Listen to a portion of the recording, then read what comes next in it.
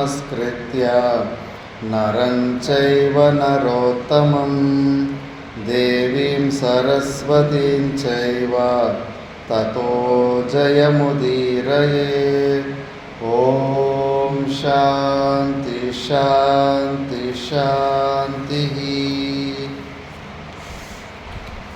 ನಾವು ಮಹಾಭಾರತದ ವನಪರ್ವದಲ್ಲಿ ವಿಚಾರ ಮಾಡ್ತಾ ಇದ್ವಿ. ಇದರಲ್ಲಿ ಧರ್ಮರಾಜನು ವನವಾಸ ಪ್ರಾರಂಭದಲ್ಲಿ ಹಿಮಾಲಯದ ಕಡೆ ಉತ್ತರ ದಿಶೆ ಕಡೆ ಹೋದಾಗ ಹಿಂದುಗಡೆನೇ ಬ್ರಾಹ್ಮಣೋತ್ತಮರು ಕೂಡ ಕೆಲವರು ಜನ ಬಂದಿರ್ತಾರೆ. ಅಯ್ಯೋ, ನೀವು ನಮ್ಮ ಜೊತೆ ಬರಬೇಡಿ, ನಿಮಗೆ ನಾವು ಸೇವೆ ಮಾಡಿಕೊಡೋ ಅಷ್ಟು ಪರಿಸ್ಥಿತಿಯಲ್ಲಿ ಇಲ್ಲ ನಾವು. ಆದ್ದರಿಂದ ನನ್ನ ಈ ಒಂದು ದುಸ್ಥಿತಿಯನ್ನು, ನಿಮಗೆ ಸೇವೆ ಮಾಡೋಕ್ಕಾಗದೇ ಇರುವಂಥ ಸ್ಥಿತಿಯನ್ನು ನೋಡಿ ನನಗೆ ಸಿಕ್ಕಾಪಟ್ಟೆ ಬೇಜಾರಾಗ್ತಾ ಇದೆ ಅಂತ ವ್ಯಕ್ತ ಮಾಡಿದಾಗ, ಜ್ಞಾನಿಗಳಾದವರು ಯಾವ ವಿಷಯದಲ್ಲೂ ಶೋಕವನ್ನು ಇಟ್ಕೊಳ್ಳೋದಿಲ್ಲ. ಮತ್ತು ಸಂಪತ್ತೆಲ್ಲವೂ ಕಳ್ಕೊಂಬಿಟ್ಟಲ್ಲ ಅಂತ ದುಃಖ ಪಡ್ತಾ ಇರ್ತಾನೆ. ಆ ಅರ್ಥಗಳಲ್ಲಿ, ಆ ವಿಷಯಗಳಲ್ಲಿ ಆಸಕ್ತಿಯನ್ನು ಕೂಡ ಜ್ಞಾನಿಗಳು ಇಟ್ಕೊಳ್ಳೋದಿಲ್ಲ ಅಂದ್ಬಿಟ್ಟು ಆ ವಿಷಯವನ್ನು ಗೊತ್ತಿದ್ದರೂ ಕೂಡ ಧರ್ಮರಾಜಿಗೆ ಅದನ್ನೇ ಅವರು ಆ ಸಮಯದಲ್ಲಿ ಜ್ಞಾನಬೋಧ ಮಾಡ್ತಾ ಇದ್ದಾರೆ. ಅದೇ ಇನ್ನೂ ಸ್ವಲ್ಪ ಮುಂದುವರಿಯುತ್ತೆ.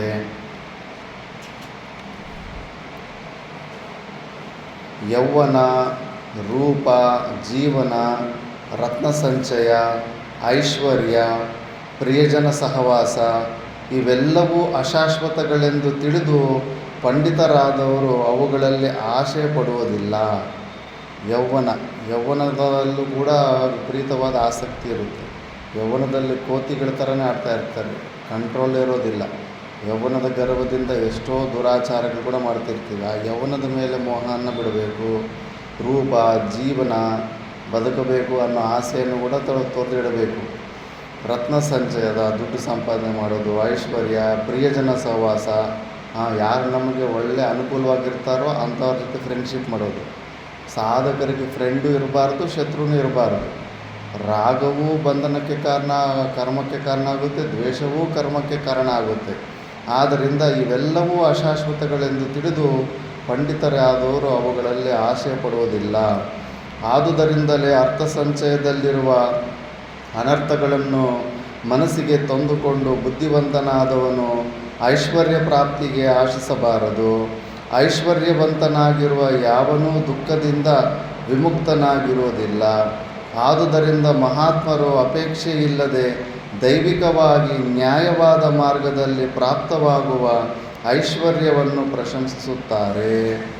ಆಶೆ ಇಲ್ಲದಿರುವುದೇ ಪರಮೈಶ್ವರ್ಯವೆಂದು ಭಾವಿಸುತ್ತಾರೆ. ಅರ್ಥ ಸಂಚಯವು ಧರ್ಮ ಕಾರ್ಯಗಳನ್ನು ಮಾಡುವ ಸಲುವಾಗಿ ಎಂದು ಕೆಲವರು ಹೇಳುವುದುಂಟು.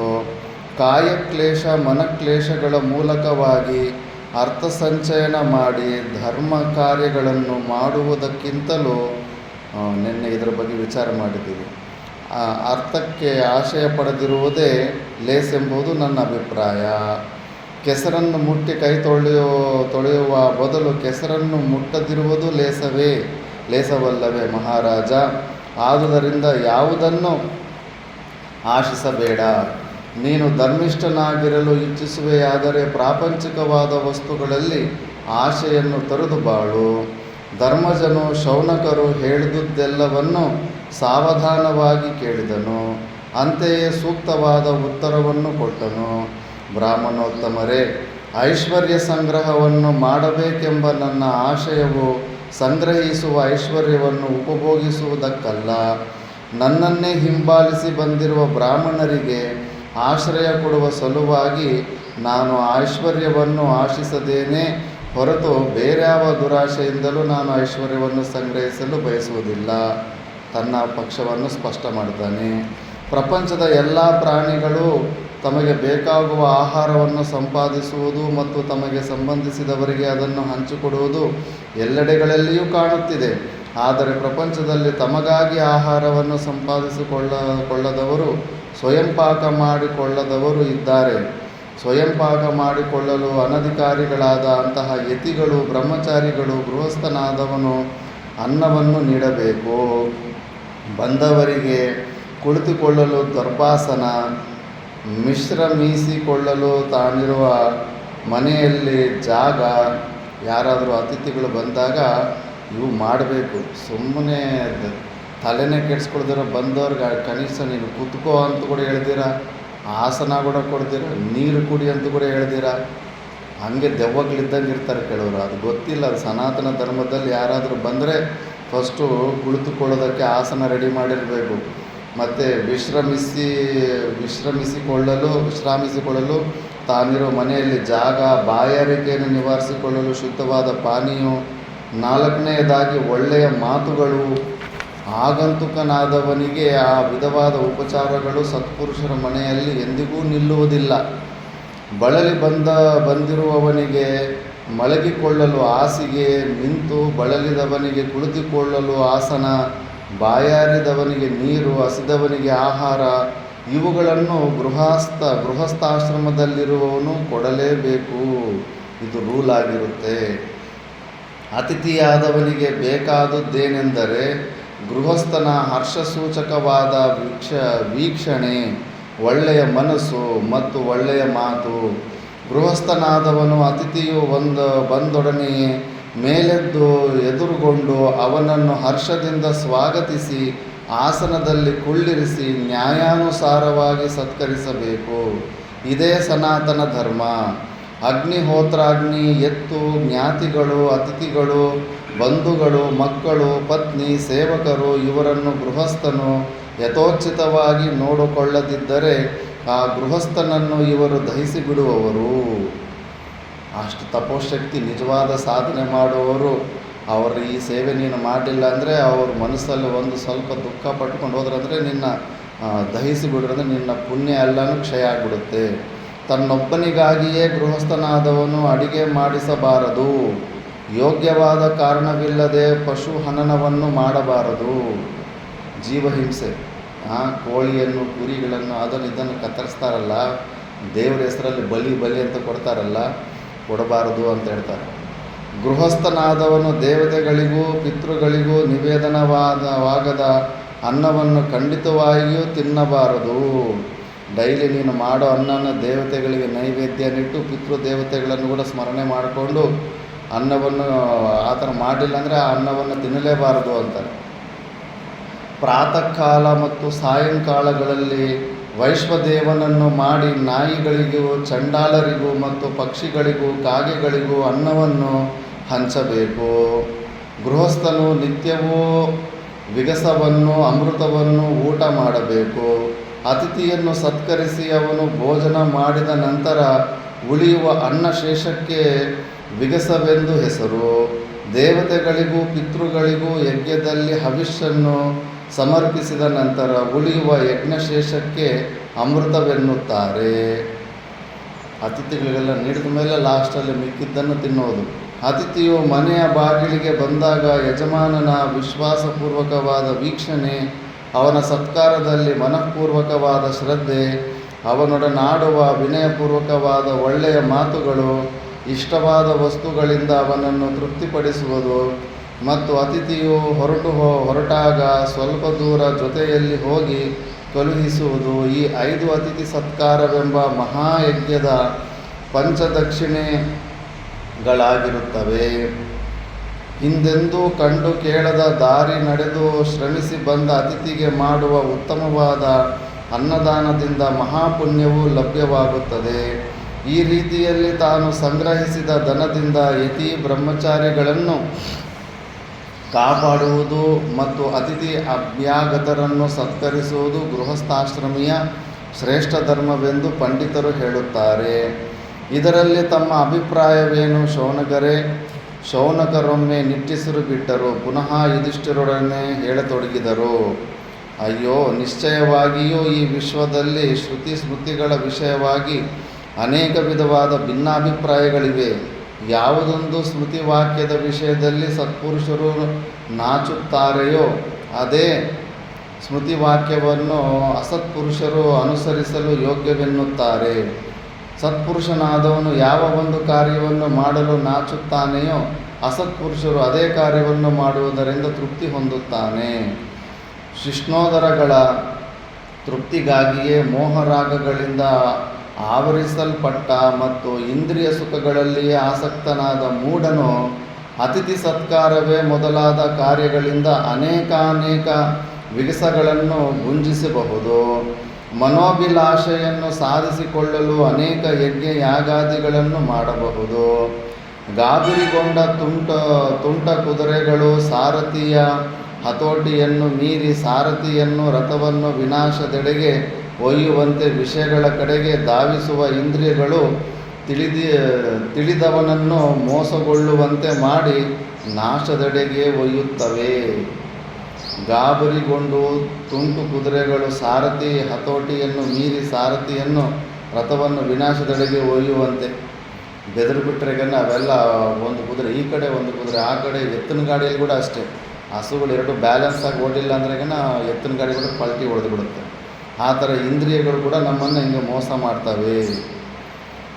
ವಾಂಗ್ ಮನಸ್ ಚಕ್ಷು ಶ್ರೋತ್ರ ಜಿಹ್ವ ಗ್ರಾಣ ರೂಪವಾದ ಮಾತು, ಮನಸ್ಸು, ಕಣ್ಣು, ಕಿವಿ, ನಾಲಿಗೆ, ಮೂಗು 6 ಇಂದ್ರಿಯಗಳು ತಮಗೆ ಬೇಕಾದ ವಸ್ತುಗಳನ್ನು ನೋಡಿದೊಡನೆಯೇ ಅವನ್ನು ಪಡೆಯುವ ಅಭಿಲಾಷೆಯನ್ನು ಹೊಂದುತ್ತವೆ. ಒಡನೆಯೇ ಮನಸ್ಸು ಆಶೆಯಿಂದ ಉದ್ಬೋಧಗೊಂಡು ಆ ವಸ್ತುವನ್ನು ಪಡೆದೇ ತೀರಬೇಕೆಂಬ ಸಂಕಲ್ಪವನ್ನು ಮಾಡುತ್ತದೆ. ಮನಸ್ಸು ಯಾವ ಇಂದ್ರಿಯದ ವಿಷಯವನ್ನು ಸೇವಿಸಲು ಮುಂದಾಗುವುದೋ ಆ ಇಂದ್ರಿಯವು ಔತ್ಸುಕ್ಯದಿಂದ ವಿಷಯ ಸೇವನೆಯಲ್ಲಿ ಪ್ರವೃತ್ತವಾಗುತ್ತದೆ. ಅನಂತರ ಪತಂಗದ ಹುಳುವು ಬೆಳಕೆಂಬ ಭ್ರಾಂತಿಯಿಂದ ಬೆಂಕಿಯಲ್ಲಿ ಬಿದ್ದು ಭಸ್ಮವಾಗಿ ಹೋಗುವಂತೆ ಮಾನವನು ಸಂಕಲ್ಪ ಮಾತ್ರದಿಂದಲೇ ಹುಟ್ಟುವ ಕಾಮದೇವನ ವಿಷಯಗಳೆಂಬ ಬಾಣಗಳಿಗೆ ತುತ್ತಾಗಿ ಲೋಭವೆಂಬ ಮಹಾಗ್ನಿಯಲ್ಲಿ ಬೀಳುತ್ತಾನೆ. ಇಂದ್ರಿಯ ಸುಖವನ್ನೇ ಆಶಿಸಿ ಹೋಗುವಾಗ ಆಹಾರ ವಿಹಾರಗಳಲ್ಲಿ ಸ್ವೇಚ್ಛೆಯಿಂದ ವರ್ತಿಸುವ ಮಾನವನು ಅದರಿಂದಲೇ ಮೋಹಿತನಾಗಿ ಬಿಡುತ್ತಾನೆ. ತಾತ್ಕಾಲಿಕವಾಗಿ ಸಿಕ್ಕುವ ಮಹಾಮೋಹಕವಾದ ಸುಖದಲ್ಲಿಯೇ ತಲ್ಲೀನನಾಗುತ್ತಾನೆ. ಅವನಿಗೆ ತಾನು ಯಾರು ಎಂಬ ಅರಿವೇ ಇರುವುದಿಲ್ಲ. ಜೀವನು ಚಕ್ರವು ಸುತ್ತುವಂತೆ ಅವಿದ್ಯೆ, ಕರ್ಮ ಮತ್ತು ಆಶೆಯ ಕಾರಣದಿಂದಲೇ ಭಿನ್ನ ಭಿನ್ನವಾದ ಅನೇಕ ಯೋನಿಗಳಲ್ಲಿ ಜನ್ಮಗಳನ್ನು ಪಡೆಯುತ್ತಾ ಸಂಸಾರದಲ್ಲಿ ಬೀಳುತ್ತಾನೆ. ಬ್ರಹ್ಮನಿಂದ ಹಿಡಿದು ತೃಣದವರೆಗೂ ನಾನಾ ವಿಧವಾದ ಜನ್ಮಗಳನ್ನೆತ್ತುತ್ತಾನೆ. ಕೆಲವು ಜನ್ಮಗಳನ್ನು ನೀರಿನಲ್ಲಿಯೂ, ಕೆಲವು ಜನ್ಮಗಳನ್ನು ಭೂಮಿಯಲ್ಲಿಯೂ, ಕೆಲವು ಜನ್ಮಗಳನ್ನು ಅಂತರಿಕ್ಷದಲ್ಲಿಯೂ ಕಳೆಯುತ್ತಾನೆ. ಅಜ್ಞಾನಿಗಳಾದವರ ಅವಸ್ಥೆಯೇ ಹೀಗಾಗುತ್ತದೆ. ಇನ್ನು ವಿವೇಕಿಗಳು ಹೇಗಿರುವರೆಂಬುದನ್ನು ಹೇಳುವೆನು ಕೇಳು. ಅವರು ಯಾವಾಗಲೂ ಧರ್ಮದಲ್ಲಿಯೂ ಕಲ್ಯಾಣ ಮಾರ್ಗದಲ್ಲಿಯೂ ಆಸಕ್ತರಾಗಿರುತ್ತಾ ಸದಾ ಮೋಕ್ಷೈಕ ವಿಷಯದಲ್ಲಿಯೇ ನಿರತರಾಗಿರುತ್ತಾರೆ.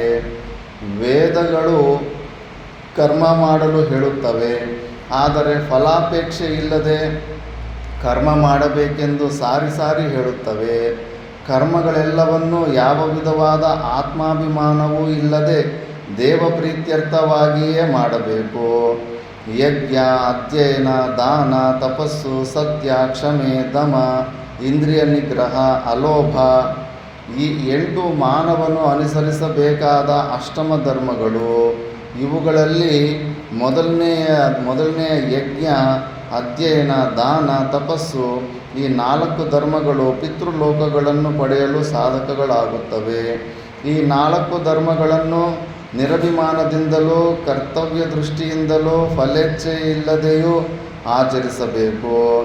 ಉಳಿದ ಸತ್ಯ, ಕ್ಷಮೆ, ದಮ, ಅಲೋಭ ಇವುಗಳ ಆಚರಣೆಯಿಂದ ದೇವಲೋಕದ ಪ್ರಾಪ್ತಿಯಾಗುತ್ತದೆ.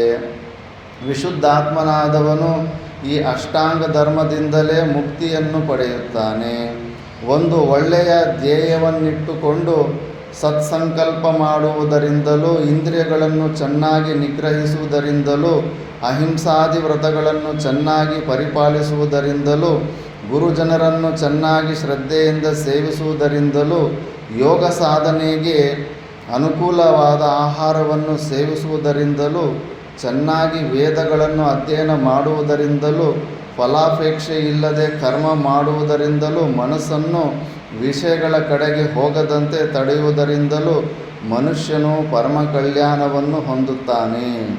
ಎಷ್ಟು ಅದ್ಭುತವಾದ ವಾಕ್ಯ ನೋಡಿ. ಏನು ಮಾಡಬೇಕು ಮೋಕ್ಷ ಹೊಂದಬೇಕಂದ್ರೆ ಒಂದು ಒಳ್ಳೆಯ ಧ್ಯೇಯವನ್ನಿಟ್ಟುಕೊಂಡು ಸತ್ಸಂಕಲ್ಪ ಮಾಡುವುದರಿಂದಲೂ, ಇಂದ್ರಿಯಗಳನ್ನು ಚೆನ್ನಾಗಿ ನಿಗ್ರಹಿಸುವುದು ಅಂದರೆ ಇಂದ್ರಿಯ ನಿಗ್ರಹ ಮಾಡಬೇಕು, ಅಹಿಂಸಾದಿ ವ್ರತಗಳನ್ನು ಚೆನ್ನಾಗಿ ಪರಿಪಾಲಿಸುವುದರಿಂದಲೂ, ಗುರುಜನರನ್ನು ಚೆನ್ನಾಗಿ ಶ್ರದ್ಧೆಯಿಂದ ಸೇವಿಸುವುದರಿಂದಲೂ, ಇವೆಲ್ಲ ಸಾಧನೆಗಳು ಅಂತಃಕರಣ ಶುದ್ಧಿಯನ್ನು ಹೊಂದಿ ಮೋಕ್ಷ ಹೊಂದಕ್ಕೆ. ಯೋಗ ಸಾಧನೆಗೆ ಅನುಕೂಲವಾದ ಆಹಾರವನ್ನು ಸೇವಿಸುವುದರಿಂದಲೂ, ಚೆನ್ನಾಗಿ ವೇದಗಳನ್ನಂದರೆ ಸ್ವಾಧ್ಯಾಯ ಅಧ್ಯಯನ ಮಾಡುವುದರಿಂದಲೂ, ಫಲಾಪೇಕ್ಷೆ ಇಲ್ಲದೆ ಕರ್ಮ ಮಾಡುವುದರಿಂದಲೂ, ಮನಸ್ಸನ್ನು ವಿಷಯಗಳ ಕಡೆಗೆ ಹೋಗದಂತೆ ತಡೆಯುವುದರಿಂದಲೂ, ಮನುಷ್ಯನು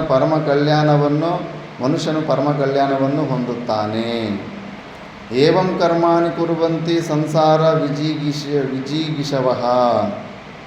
ಸಂಸಾರವನ್ನು ಜಯಿಸಲಿಚ್ಛಿಸುವವರು, ರಾಗದ್ವೇಷಾದಿಗಳಿಂದ ದೂರವಾಗಲಿಚ್ಛಿಸುವವರು ಈ ವಿಧವಾದ ಕರ್ಮಗಳನ್ನು ಮಾಡುತ್ತಾರೆ. ರಾಗದ್ವೇಷಗಳಿಂದ ವಿಮುಕ್ತರಾದುದರಿಂದಲೇ ದೇವತೆಗಳು ದೇವತ್ವವೆಂಬ ಐಶ್ವರ್ಯವನ್ನು ಪಡೆದರು. ಯೋಗೈಶ್ವರ್ಯವನ್ನು ಸಾಧಿಸಿದ ರುದ್ರರು, ಸಾಧ್ಯರು, ಆದಿತ್ಯರು, ವಸ್ತುಗಳು ಮತ್ತು ಅಶ್ವಿನಿ ದೇವತೆಗಳು ಪ್ರಜಾಕೋಟಿಯನ್ನೇ ಆಳುತ್ತಿದ್ದಾರೆ.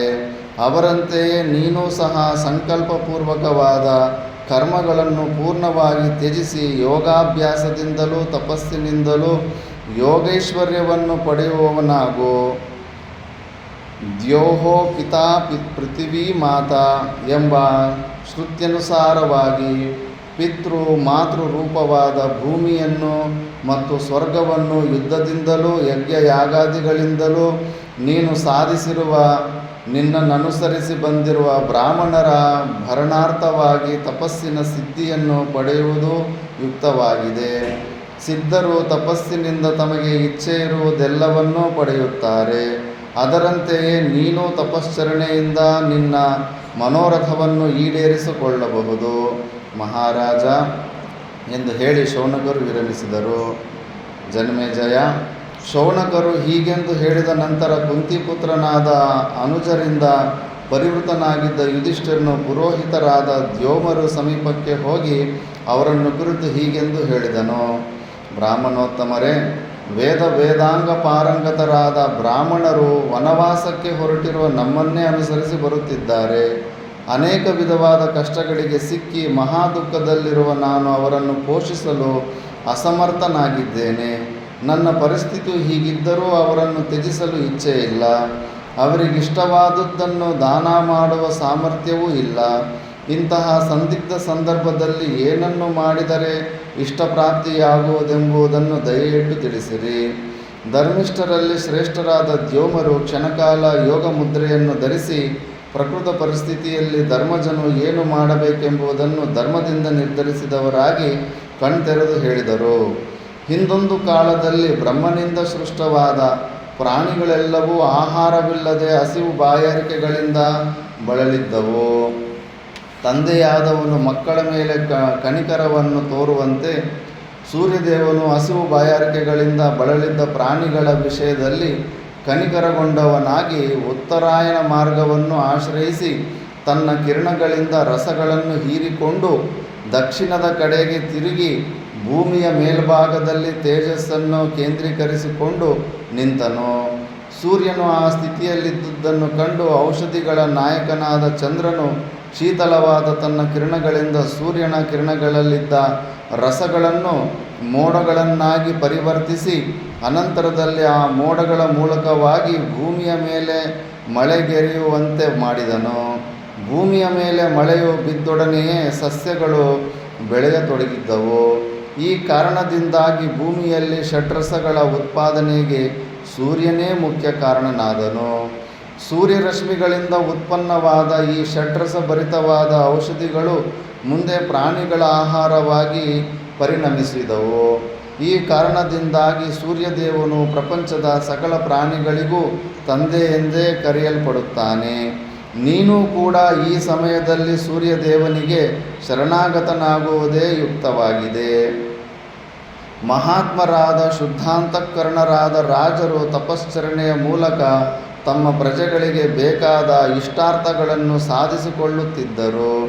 ಕ್ಷತ್ರಿಯ ಶ್ರೇಷ್ಠರಾದ ಭೀಮ, ಕಾರ್ತ್ಯವೀರ್ಯ, ವೈನ್ಯ, ನಹುಷ ಮುಂತಾದವರು ದೇಶದಲ್ಲಿ ಉಪದ್ರವಗಳು ತಲೆದೊರೆಯಿದಾಗ ವ್ರತ ನಿಯಮಗಳಿಂದ ತಪಶ್ಚರಣೆ ಮಾಡಿ ತಮ್ಮ ಪ್ರಜೆಗಳನ್ನು ಕಷ್ಟದಿಂದ ಪಾರು ಮಾಡಿದರು.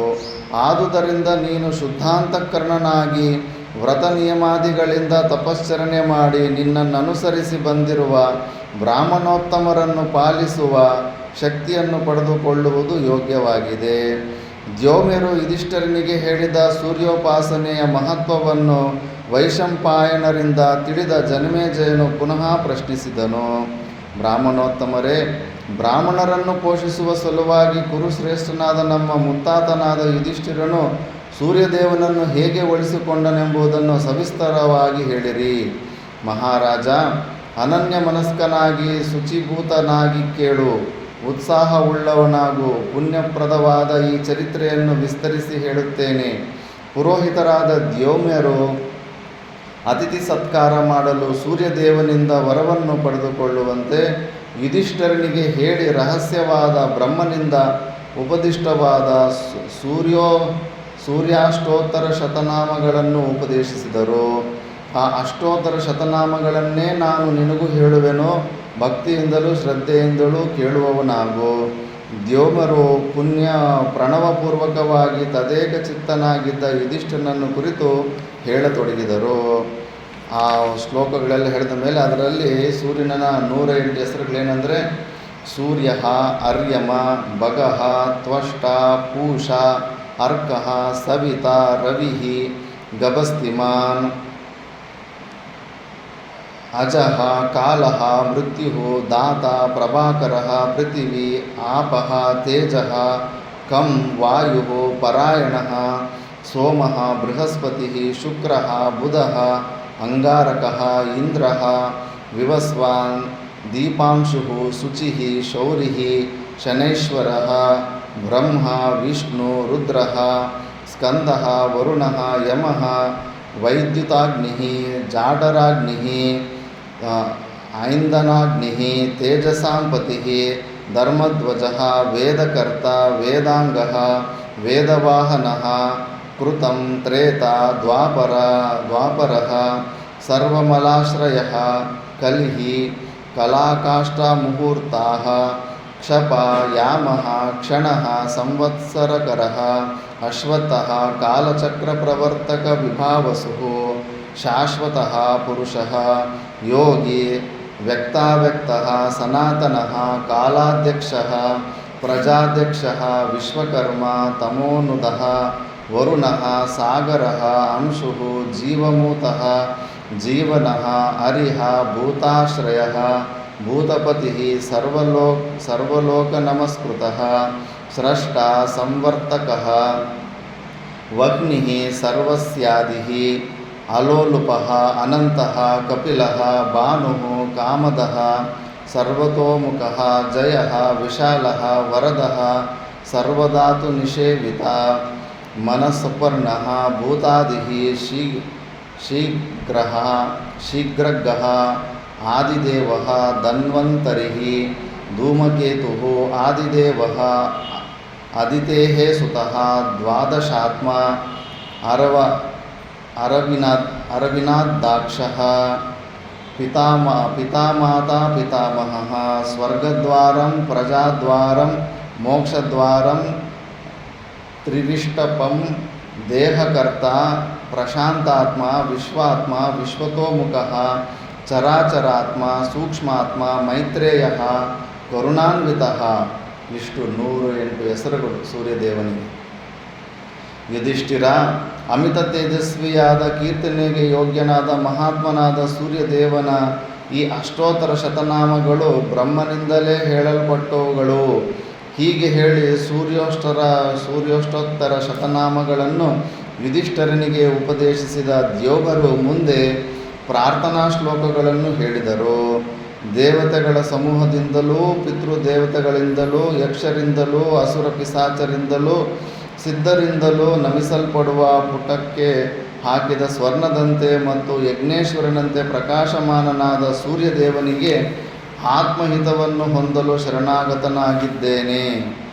ಯಾವ ಮನುಷ್ಯನು ಸೂರ್ಯೋದಯ ಕಾಲದಲ್ಲಿ ಈ ಅಷ್ಟೋತ್ತರ ಶತನಾಮ ಸ್ತೋತ್ರವನ್ನು ಅನನ್ಯ ಮನಸ್ಕನಾಗಿ, ಅನನ್ಯ ಶರಣನಾಗಿ, ಅನನ್ಯ ಭಕ್ತಿಯಿಂದ ಪಠಿಸುವನೋ ಅವನು ಪತ್ನಿ, ಪುತ್ರ, ಧನ, ರತ್ನಾದಿಗಳನ್ನು ಪಡೆಯುತ್ತಾನೆ. ಪೂರ್ವಜನ್ಮದ ಸ್ಮರಣೆಯು ಅವನಿಗುಂಟಾಗುತ್ತದೆ. ಮೇಧಾವಂತನು ಹೆಚ್ಚಿನ ಜ್ಞಾಪಕ ಶಕ್ತಿಯುಳ್ಳವನು ಆಗುತ್ತಾನೆ.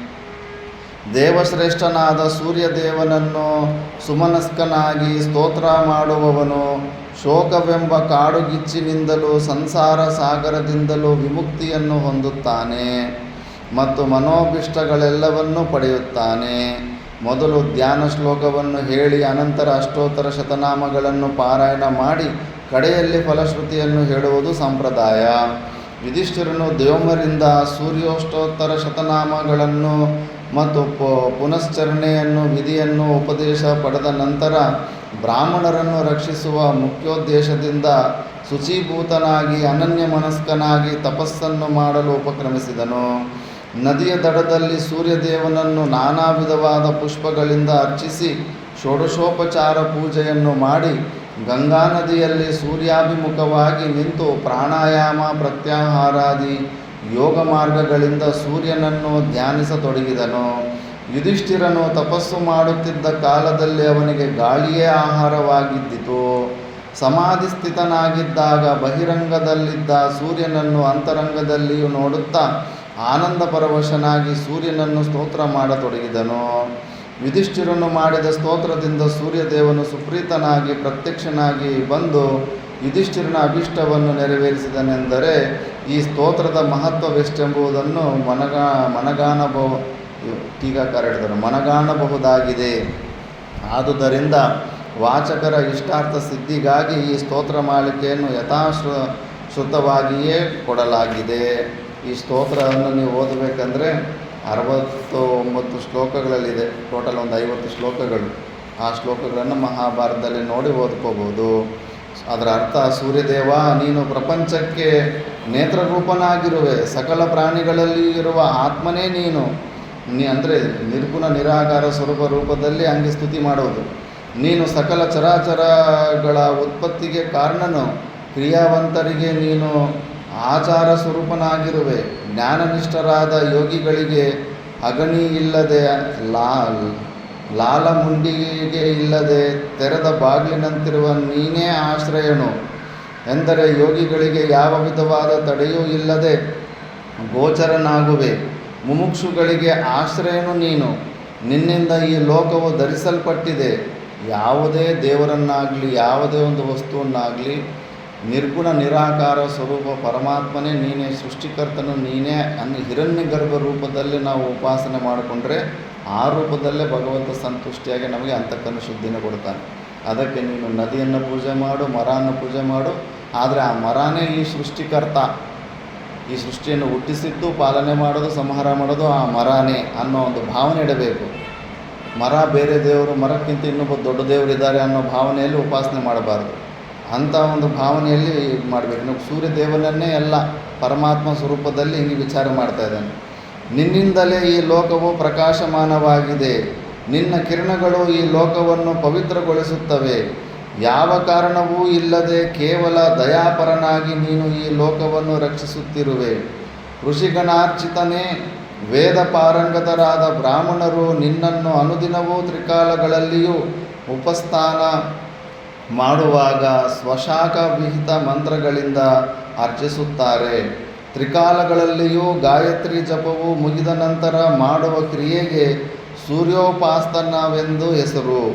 ಸಿದ್ಧಚಾರಣ ಗಂಧರ್ವರು, ಯಕ್ಷ, ಗುಹ್ಯಕ, ಪನ್ನಗರು, ಅಷ್ಟವಸುಗಳು, ಏಕಾದಶ ರುದ್ರರು, ದ್ವಾದಶ ಆದಿತ್ಯರು, ಪ್ರಜಾಪತಿ, ವಷಟ್ಕಾರರು ಮತ್ತು ಇತರ ದೇವತೆಗಳೆಲ್ಲರೂ ಇಂದ್ರೋಪೇಂದ್ರರು ಇಂದ್ರ ಮತ್ತು ವಿಷ್ಣುವಿನ ಸಮೇತರಾಗಿ ವರವನ್ನು ಪಡೆಯುವ ಆಶಯದಿಂದ ಸ್ತೋತ್ರ ಮಾಡುತ್ತಾ ನಿನ್ನ ದಿವ್ಯ ರಥವನ್ನನುಸರಿಸಿ ಬಂದು ನಿನ್ನ ಅನುಗ್ರಹಕ್ಕೆ ಪಾತ್ರರಾಗಿ ಸಿದ್ಧಿಯನ್ನು ಪಡೆದಿರುತ್ತಾರೆ.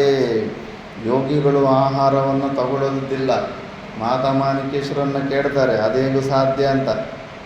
ಆವಾಗ ಉತ್ತರ ಇದೇ ಬರುತ್ತೆ.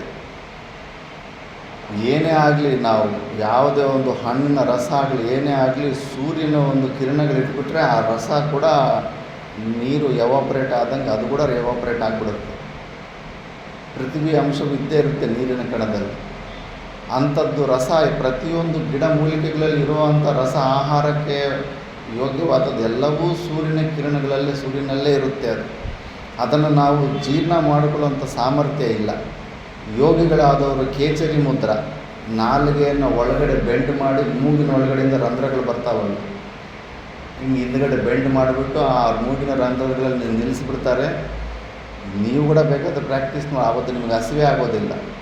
ಪೂರ್ತಿ ನಾವು ಆ ತೂತಲ್ಲಿ ನಾಲ್ಗೆ ಉದ್ದ ಇರೋರಾದರೆ ಚೆನ್ನಾಗಿ ಸೇರಿಸ್ತಾರೆ.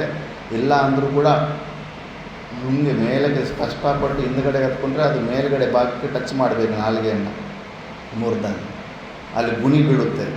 ಆ ಗುಣಿಯಲ್ಲಿ ಕೂಡ ಟಚ್ ಮಾಡಿಕೊಂಡು ನಾಲ್ಗೆಯನ್ನು ಸ್ವಲ್ಪ ಹೊತ್ತು ಇದ್ದು ನೋಡಿ, ನಿಮ್ಗೆ ಆವತ್ತು ಹಸಿವೆ ಆಗೋದಿಲ್ಲ. ನಾವು ಪ್ರಯತ್ನ ಮಾಡಿ ನೋಡಿದ್ದೀವಿ. ಅದು ಕೇಚರಿ ಮುದ್ರೆ ಮೇಲುಗಡೆಯಿಂದ ನೀನು ಅದು ಸಿದ್ಧಿ ಆಗಿಬಿಟ್ರೆ ಅದು 3 ತಿಂಗಳಿಗೊಂದ್ಸತಿ ಅಮೃತನೇ ಸೋರುತ್ತಂತೆ. ಮೇಲುಗಡೆ ಬ್ರಹ್ಮರಂಧ್ರದಿಂದ ಅಮೃತನೇ ಸೋರುತ್ತಂತೆ. ಅದು 1 ಡ್ರಾಪ್ ಅಮೃತ ತಗೊಂಡ್ರೆ 6 ತಿಂಗಳಿಗೆ ಆಹಾರದ ಅವಶ್ಯಕತೆ ಇರೋದಿಲ್ಲ. ನಿರ್ವಿಕಲ್ಪ ಸಮಾಧಿ ಸ್ಥಿತಿಯಲ್ಲಿರೋ ಅಂಥವ್ರಿಗೆ ಅದು ಒಳಗಡೆಯಿಂದ ಅಲ್ಲಿ ಸೂರ್ಯ ಕಿರಣಗಳಿಂದ ಡೈರೆಕ್ಟಾಗಿ ಅಲ್ಲಿ ಹಂಗೆ ಆಹಾರ ಸಿಗ್ತಾ ಇರುತ್ತೆ. ಅದಕ್ಕೆ ಅವರ ಏನು ಆಹಾರ ತಗೊಳ್ಳಿಲ್ಲ ಅಂದರೂ ಗಡ್ಡ, ಮೀಸೆ, ಉಗುರು ಎಲ್ಲ ಹಂಗೆ ಬೆಳೀತಾ ಇರುತ್ತೆ. ಆಹಾರನೇ ಸೇರಿದ್ರೆ ಇವೆಲ್ಲ ಹೆಂಗೆ ಬೆಳೀತಾ ಇರುತ್ತೆ ಅಂದರೆ ಸೂರ್ಯನ ಕಿರಣಗಳಿಂದ ಡೈರೆಕ್ಟಾಗಿ ಹಂಗೆ ಹೋಗ್ತಾ ಇರ್ತಾವೆ. ಆದ್ದರಿಂದ ಅದು ಸಿದ್ಧಿಯನ್ನು ಹೊಂದಿರಬೇಕು. ಸೂರ್ಯದೇವನನ್ನು ಎಲ್ಲರೂ ಅದಕ್ಕೆ ನಿದ್ದೆ ಎದ್ದು ಒಂದು ಸತಿ ನಮಸ್ಕಾರ ಮಾಡ್ತಾರೆ. ವಸುಗಳು, ಮರುತ್ತುಗಳು, ರುದ್ರರು, ಸಾಧ್ಯರು, ಮರೀಚಿಪರು, ವಾಲ್ಕಿಲ್ಯಾದಿಗಳು, ಸಿದ್ಧರು ನಿನ್ನನ್ನು ಪೂಜಿಸಿ ನಿನ್ನ ಅನುಗ್ರಹದಿಂದ ಶ್ರೇಷ್ಠತ್ವವನ್ನು ಪಡೆದಿರುತ್ತಾರೆ. ಬ್ರಹ್ಮಲೋಕವೇ ಮೊದಲಾದ 7 ಲೋಕಗಳಲ್ಲಿಯೂ ಅರ್ಕನಿಗೆ ಮಿಗಿಲಾದ ಬೇರೊಬ್ಬ ದೇವತೆಯನ್ನು ನಾನು ಕಂಡಿಲ್ಲ. ಮಹಾಸತ್ವವನ್ನು ಪಡೆದಿರುವ ವೀರ್ಯವತ್ತಾದ ಇತರ ಶಕ್ತಿಗಳು ಈ ಲೋಕಗಳಲ್ಲಿವೆ. ಆದರೆ ನಿನ್ನ ದೀಪ್ತಿ ಮತ್ತು ಪ್ರಭಾವಗಳಿಗೆ ಮಿಗಿಲಾದ ಅಥವಾ ಸಮಾನವಾದ ದೀಪ್ತಿ ಪ್ರಭಾವಗಳು ಬೇರೆಯವರಿಗಿಲ್ಲ. ಜ್ಯೋತಿ ಎಂಬುದೇ ನಿನ್ನೆಲ್ಲ ಅಡಗಿದೆ. ಸಕಲ ಜ್ಯೋತಿಗಳಿಗೂ ನೀನೇ ಪ್ರಭುವಾಗಿರುವೆ. ಈ ಥರ ಸ್ತುತಿ ಮಾಡಬೇಕು. ಯಾವುದೇ ಉಪಾಸನ ಮಾಡಿದ್ರೆ ಸೃಷ್ಟಿಕರ್ತನ ರೂಪದಲ್ಲೇ ಮಾಡಬೇಕು. ಸತ್ಯ ಸ್ವರೂಪವಾದ ಬುದ್ಧಿಸತ್ವವು, ಸಾತ್ವಿಕ ಭಾವಗಳಾದ ಧರ್ಮ, ಜ್ಞಾನ, ವಿರಾಗ ಇತ್ಯಾದಿಗಳು ನಿನ್ನಲ್ಲಿ ಮೂರ್ತಿಮತ್ತಾಗಿ ನೆಲೆಸಿವೆ. ದೇವತೆಗಳ ಶತ್ರುಗಳಾದ ರಾಕ್ಷಸರ ದರ್ಪವನ್ನು ದಮನ ಮಾಡಿದ ಶಾರ್ಂಗ ಧನುರ್ಧರನಾದ ವಿಷ್ಣುವಿನ ಸುದರ್ಶನವೆಂಬ ಮಹಾಚಕ್ರವನ್ನು ದೇವಶಿಲ್ಪಿಯಾದ ವಿಶ್ವಕರ್ಮನು ನಿನ್ನ ಮಹಾ ತೇಜಸ್ಸಿನಿಂದಲೇ ನಿರ್ಮಿಸಿದನು. ನೀನು ಬೇಸಿಗೆಯ ಕಾಲದಲ್ಲಿ ನಿನ್ನ ಕಿರಣಗಳಿಂದ ಔಷಧಿ ರಸಗಳೆಲ್ಲವನ್ನು ಹೀರಿಕೊಂಡು ವರ್ಷಾಕಾಲದಲ್ಲಿ ಮಳೆಯ ರೂಪವಾಗಿ ಸುರಿಸುವೆ. ಅದಕ್ಕೆ ಇಲ್ಲಿ ಬೆಳೆ ಹಾಕ್ತಾರಲ್ಲ, ಬೋರ್ವೆಲ್ಲಿಂದ ಈ ಸತಿ ಡ್ಯಾಮಿನ ನೀರು ಬಿಟ್ಟಿಲ್ಲ. ಬೋರ್ವೆಲ್ ಇರೋರು ಬೋರ್ವೆಲ್ ನೀರಿಂದನೇ ನೆಲ್ಲು ಪೈರು ಹಾಕಿದ್ದಾರೆ, ಭತ್ತದ ಪೈರು. ಬೆಳೆ ಸರಿಯಾಗಿ ಬರ್ತಾ ಇಲ್ಲ, ಎಲ್ಲ ಸೊಪ್ಪಾಗ್ತಾಯಿದೆ. ನೀರೇ ಅಲ್ಲ, ಮತ್ತು ಬರಬೇಕಾಗಿತ್ತಲ್ಲ, ಗೊಬ್ಬರ ಹಾಕ್ತಾರೆ, ಯೂರಿಯಾ ಹಾಕ್ತಾರೆ, ಎಲ್ಲ ಹಾಕ್ತಾರೆ, ಬಟ್ ಬೆಳೆ ಚೆನ್ನಾಗಿ ಬರ್ತಾಯಿಲ್ಲ. ಅದೇ ಡ್ಯಾಮ್ ನೀರು ಬರ್ತಾ ಇದ್ದಾಗ ಆ ನೀರಿಗೆ ಬೆಳೆ ಕೂಡ ತುಂಬ ಚೆನ್ನಾಗಿ ಬರುತ್ತೆ. ಆ ಮಳೆ ನೀರಿನಲ್ಲಿ ಅಷ್ಟೊಂದು ಸಾಮರ್ಥ್ಯ ಇರುತ್ತೆ, ಸೂರ್ಯ ಕಿರಣಗಳ ಸಾಮರ್ಥ್ಯ. ಯಾಕಂದರೆ ರಸಾನ ಹೀರಿಕೊಂಡು ಮತ್ತೆ ಮಳೆ ರೂಪದಲ್ಲಿ ಸುರಿಸ್ತಾ ಇರ್ತಾನೆ. ನೀನು ಸಮಾಧಿ ಸ್ಥಿತಿಗೆ ಹೊಟ್ಟೋಗ್ಬಿಟ್ಟ ನಾರಾಯಣ ಚೈತನ್ಯ. ಆ ಥರ ಸೂರ್ಯನ ಮಳೆ ನೀರಿನಲ್ಲಿ ಅಷ್ಟೊಂದಿರುತ್ತೆ. ಮತ್ತು ಈ ಶರದ್ ಋತು ಬರುತ್ತೆ ಮಳೆಗಾಲದಲ್ಲಿ. ಆ ಮಳೆಗಾಲದಲ್ಲಿ ಇದು ಶರದ್ ಹುಣ್ಣಿಮೆ ಅಂತಾರೆ. ಆ ಹುಣ್ಣಿಮೆ ದಿವಸ ಮಳೆ ಬಂದಾಗ ಆ ನೀರನ್ನು ಸ್ಟಾಕ್ ಮಾಡಿಕೊಂಡು ಕುಡಿದ್ರೆ ಸರ್ವರೋಗ ನಿವಾರಣೆ ಅಂತಾರೆ. ಶರೀರದಲ್ಲಿ ಎಷ್ಟೋ ಅನೇಕ ಊರ್ಜಾ ಬರುತ್ತೆ, ಸಾತ್ವಿಕ ಗುಣಗಳು ಬೆಳೆದು ಶರೀರಕ್ಕೆ ಅನುಕೂಲವಾದಂಥ ಪ್ರೋಟೀನ್ಸು. ಉತ್ತರ ಭಾರತದಲ್ಲಿ ಓಂಕಾರೇಶ್ವರ ಎಲ್ಲ ದೊಡ್ಡ ದೊಡ್ಡ ಪಾತ್ರೆಗಳು ಇಟ್ಬಿಡ್ತಾರೆ ಆವತ್ತು ಮಳೆ ಬಂದಾಗ. ಆ ನೀರೆಲ್ಲ ತುಂಬಿಸ್ಕೊಂಡು ಅವರವ್ರ ರೂಮುಗಳಲ್ಲಿ ಸೇವ್ ಮಾಡ್ಕೊತಾರೆ ಮಳೆ ನೀರನ್ನು. ಆವತ್ತು ಆ ಹುಣ್ಣಿಮೆ ದಿವಸ ಬರುವಂಥ ಮಳೆ ಅಷ್ಟು ಮಿನರಲ್ಸ್, ಹೆವಿ ಮಿನರಲ್ಸ್ ಇರುತ್ತೆ, ಹೈಲಿ ಮೆಡಿಕೇಟೆಡ್ ನೀರದು. ಎಷ್ಟೋ ಅದು ಯಾಕಂದರೆ ಸೂರ್ಯ ಕಿರಣಗಳು ಬರೀ ನೀರನ್ನೇ ಇರ್ಕೊಳ್ಳೋದಿಲ್ಲ, ರಸವನ್ನು ಕೂಡ ಔಷಧಿಗಳೆಲ್ಲ ಎಲ್ಲ ಮರ ಗಿಡಗಳಲ್ಲಿ ಬೆಳೆಗಳಲ್ಲಿರೋ ರಸವನ್ನು ಕೂಡ ಹೀರ್ಕೊಂಡು ಇಟ್ಕೊಂಡಿರ್ತಾನೆ.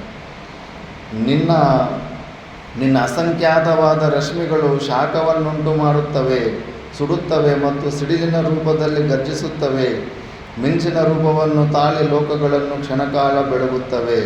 ಚಳಿಯಿಂದ ನಡುಗುತ್ತಿರುವವನಿಗೆ ನಿನ್ನ ರಶ್ಮಿಗಳು ಉಂಟು ಮಾಡುವ ಶಾಖವನ್ನು ಅಥವಾ ಸುಖವನ್ನು ಅಗ್ನಿಯಾಗಲಿ ವಸ್ತ್ರಗಳಾಗಲಿ ಕಂಬಳಿಗಳಾಗಲಿ ಉಂಟು ಮಾಡಲಾರವು. ಅಲ್ಲಿ ಉತ್ತರಾಖಂಡಲ್ಲಿದ್ದಾಗ ಸೂರ್ಯದೇವನಂದರೆ ಅಬ್ಬಬ್ಬ ಪರಮಾತ್ಮನೇ. ಸ್ವಲ್ಪ ಬೆಳಕು ಸೂರ್ಯನ ಕಿರಣ ಬಂತಂದರೆ ಮಹಾ ಆನಂದ. ಮೇಲ್ಗಡೆ ಹಂಗೆ ಛತ್ ಮೇಲೆ ಹೋಗ್ಬಿಟ್ಟು ಹಂಗೆ ಸೂರ್ಯನಿಗೆ ಎಕ್ಸ್ಪೋಸ್ ಮಾಡಿಕೊಂಡು ಬಾಡಿನ ಅಲ್ಲೇ ಮಲ್ಕೊಂಡ್ಬಿಡ್ತಾರೆ. ಇಲ್ಲಿ ಒಂದು 2 ನಿಮಿಷ ನಿಲ್ಲೋದಕ್ಕಾಗಲ್ಲ ಬಿಸಿಲಿಗೆ. ಅಲ್ಲಿ ಹಿಮಾಲಯದಲ್ಲಿ ಸೂರ್ಯನ ಕಿರಣಗಳು ಬಂದರೆ ಹಾಯ್ ಅನಿಸುತ್ತೆ. ಇಲ್ಲಿ ಕೂಡ ಚಳಿಗಾಲದಲ್ಲಿ ರೂಮಲ್ಲಿ ಇರೋದಕ್ಕೆ ಆಗೋದಿಲ್ಲ, ಚಳಿ ಅನಿಸ್ತಾ ಇರುತ್ತೆ. ಸ್ವಲ್ಪ ಹೊತ್ತು ಹೊರಗಡೆ ಬಿಸಿಲಲ್ಲಿ ಬಿಡಬೇಕು ಅನಿಸ್ತಾ ಇರುತ್ತೆ. ಚಳಿಗಾಲದಲ್ಲಿ ಅಷ್ಟೊಂದು ಹಾಯನ್ನು ಸುಖವನ್ನು ಕೊಡ್ತಾನೆ ಅಂತ. 13 ದ್ವೀಪಗಳಿಂದ ಕೂಡಿರುವ ಈ ಪೃಥಿವಿಯನ್ನು ನೀನು ನಿನ್ನ ರಶ್ಮಿಗಳಿಂದ ಬೆಳಗುತ್ತಿರುವೆ. 3 ಲೋಕಗಳಿಗೂ ನೀನೊಬ್ಬನೇ ಹಿತವನ್ನುಂಟು ಮಾಡುವವನಾಗಿರುವೆ.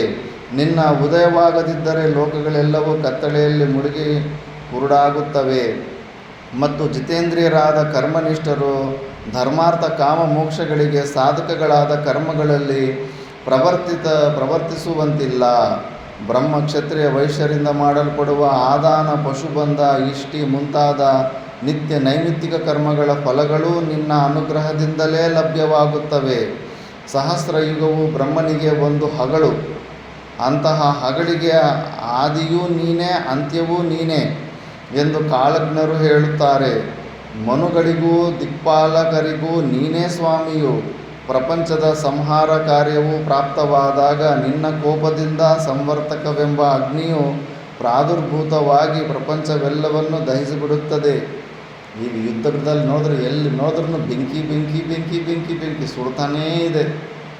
ಆ ಪ್ರಳಯಾಗ್ನಿ ಥರ ಅಣುಬಾಂಬು ಒಂದು ಹಾಕಿಬಿಟ್ರೆ ಕಾರಣ ಎಷ್ಟು ಡಿಗ್ರಿ ಸೆಂಟಿಗ್ರೇಡ್ ಅಂದರೆ ಮತ್ತೆ ಒಂದು ಚೂರು ಬೂದಿ ಕೂಡ ಮಿಕ್ಕೋದಿಲ್ಲ. ಆ ಮಟ್ಟಕ್ಕೆ ಸುಟ್ಟೋಗ್ಬಿಡ್ತೀವಿ, ಅಷ್ಟು ಹೀಟ್ ಇರುತ್ತೆ. ಅಂಥ ಅಗ್ನಿ ರೂಪದಲ್ಲೇ ಪ್ರಳಯ ಬಂದರೂ ಕೂಡ ಅಷ್ಟೇ ಈ ಭೂಮಿಯನ್ನು ಕೂಡ ಹಂಗೆ ಪುಡಿ ಬೂದಿ ಥರ ಮಾಡಿಬಿಟ್ಟು ಆ ನೀರಿನಲ್ಲಿ ಸಮುದ್ರದ ನೀರಿನಲ್ಲಿ ಮಿಕ್ಸ್ ಆಗಿಬಿಡುತ್ತೆ. ಬುರದೆ ಕೆಸರು ನೀರು ಥರ ಆಗಿಬಿಡುತ್ತೆ. ಸೂರ್ಯನ ತಾಪದಿಂದನೇ ಪ್ರಳಯ ಬರೋದು. ನಿನ್ನ ಕೋಪದಿಂದ ಸಂವರ್ತಕವೆಂಬ ಅಗ್ನಿಯು ಪ್ರಾದುರ್ಭೂತವಾಗಿ ಪ್ರಪಂಚವೆಲ್ಲವನ್ನೂ ದಹಿಸಿಬಿಡುತ್ತದೆ. ಅನಂತರದಲ್ಲಿ ನಿನ್ನ ಕಿರಣಗಳಿಂದ ಸಮುತ್ಪನ್ನವಾದ ನಾನಾ ವರ್ಣಗಳ ಮೇಘಗಳು ಐರಾವತವೆಂಬ ಮಹಾಮೇಘದೊಡನೆಯೂ ಮತ್ತು ಗುಡುಗು ಮಿಂಚು ಸಿಡಿಲುಗಳೊಡನೆಯೂ ಸೇರಿ ಮಳೆಗರೆದು ಪ್ರಪಂಚವನ್ನೆಲ್ಲ ಜಲಮಯವನ್ನಾಗಿ ಮಾಡಿಬಿಡುತ್ತವೆ. ನೀನೇ ಪುನಃ 12 ಸೂರ್ಯರ ರೂಪವನ್ನು ಧರಿಸಿ ನಿನ್ನ ತೀಕ್ಷ್ಣ ರಶ್ಮಿಗಳಿಂದ ಒಂದೇ ಸಮುದ್ರದಂತಿರುವ ಜಲವನ್ನು ಸೂಷಿಸುವೆ. ಸಮುದ್ರವನ್ನು ಕೂಡ ಹೀರ್ಕೊಂಡ್ಬಿಡ್ತಾನೆ ಪ್ರಳಯದಲ್ಲಿ ಕ್ರಮದಲ್ಲಿ.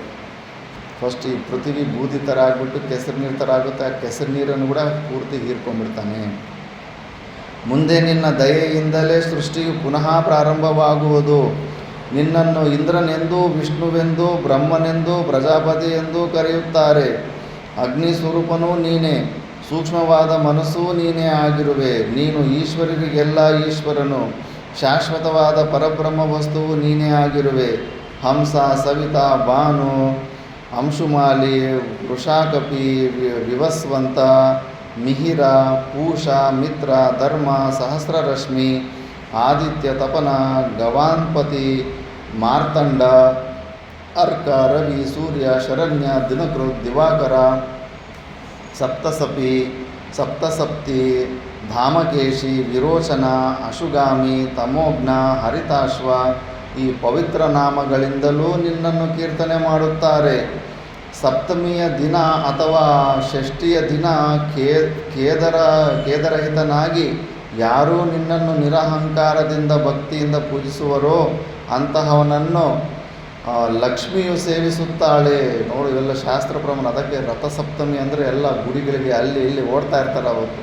ಸೂರ್ಯದೇವನನ್ನು ನೀನು ಸಪ್ತಮಿ ದಿವಸ ನೀನು ಪೂಜೆ ಮಾಡಿದ್ರೆ ನಿನಗೆ ದುಡ್ಡು ಬಂದ್ಬಿಡುತ್ತೆ. ಅವನು ಐಶ್ವರ್ಯ ಸಂಪನ್ನನಾಗುತ್ತಾನೆ. ಯಾರು ಅನನ್ಯ ಮನಸ್ಕರಾಗಿ ಅನನ್ಯ ಭಕ್ತಿಯಿಂದ ನಿನ್ನನ್ನು ಅರ್ಚಿಸುತ್ತಾರೆಯೋ ಅವರು ಸಕಲ ರೋಗಗಳಿಂದಲೂ ಮತ್ತು ಪಾಪಗಳಿಂದಲೂ ವಿಮುಕ್ತಿ ಹೊಂದುತ್ತಾರೆ. ಅವರಿಗೆ ಆಪತ್ತುಗಳು ಆದಿ ವ್ಯಾಧಿಗಳು ಉಂಟಾಗುವುದಿಲ್ಲ. ನಿನ್ನನ್ನು ಆರಾಧಿಸುವ ಭಕ್ತರು ಸುಖಿಗಳೂ ಚಿರಂಜೀವಿಗಳೂ ಆಗುತ್ತಾರೆ.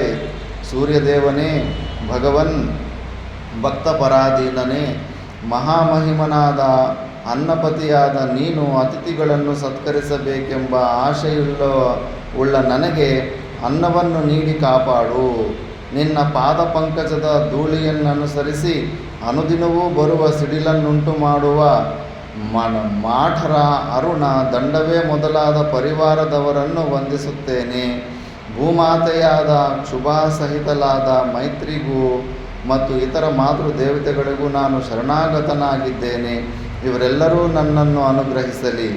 ಈ ರೀತಿಯಲ್ಲಿ ತದೇಕಚಿತ್ತನಾಗಿ ಸ್ತೋತ್ರ ಮಾಡುತ್ತಿದ್ದ ಯುಧಿಷ್ಠಿರನ ಭಕ್ತಿಗೆ ಸೂರ್ಯದೇವನು ಸುಪ್ರೀತನಾಗಿ ದಗದಗನೆ ಉರಿಯುತ್ತಿರುವ ಅಗ್ನಿಯೋಪಾದಿಯಲ್ಲಿ ತನ್ನ ಶರೀರ ಜ್ಯೋತಿಯಿಂದ ಬೆಳಗುತ್ತಾ ಧರ್ಮಜನಿಗೆ ದರ್ಶನವನ್ನಿತ್ತನು.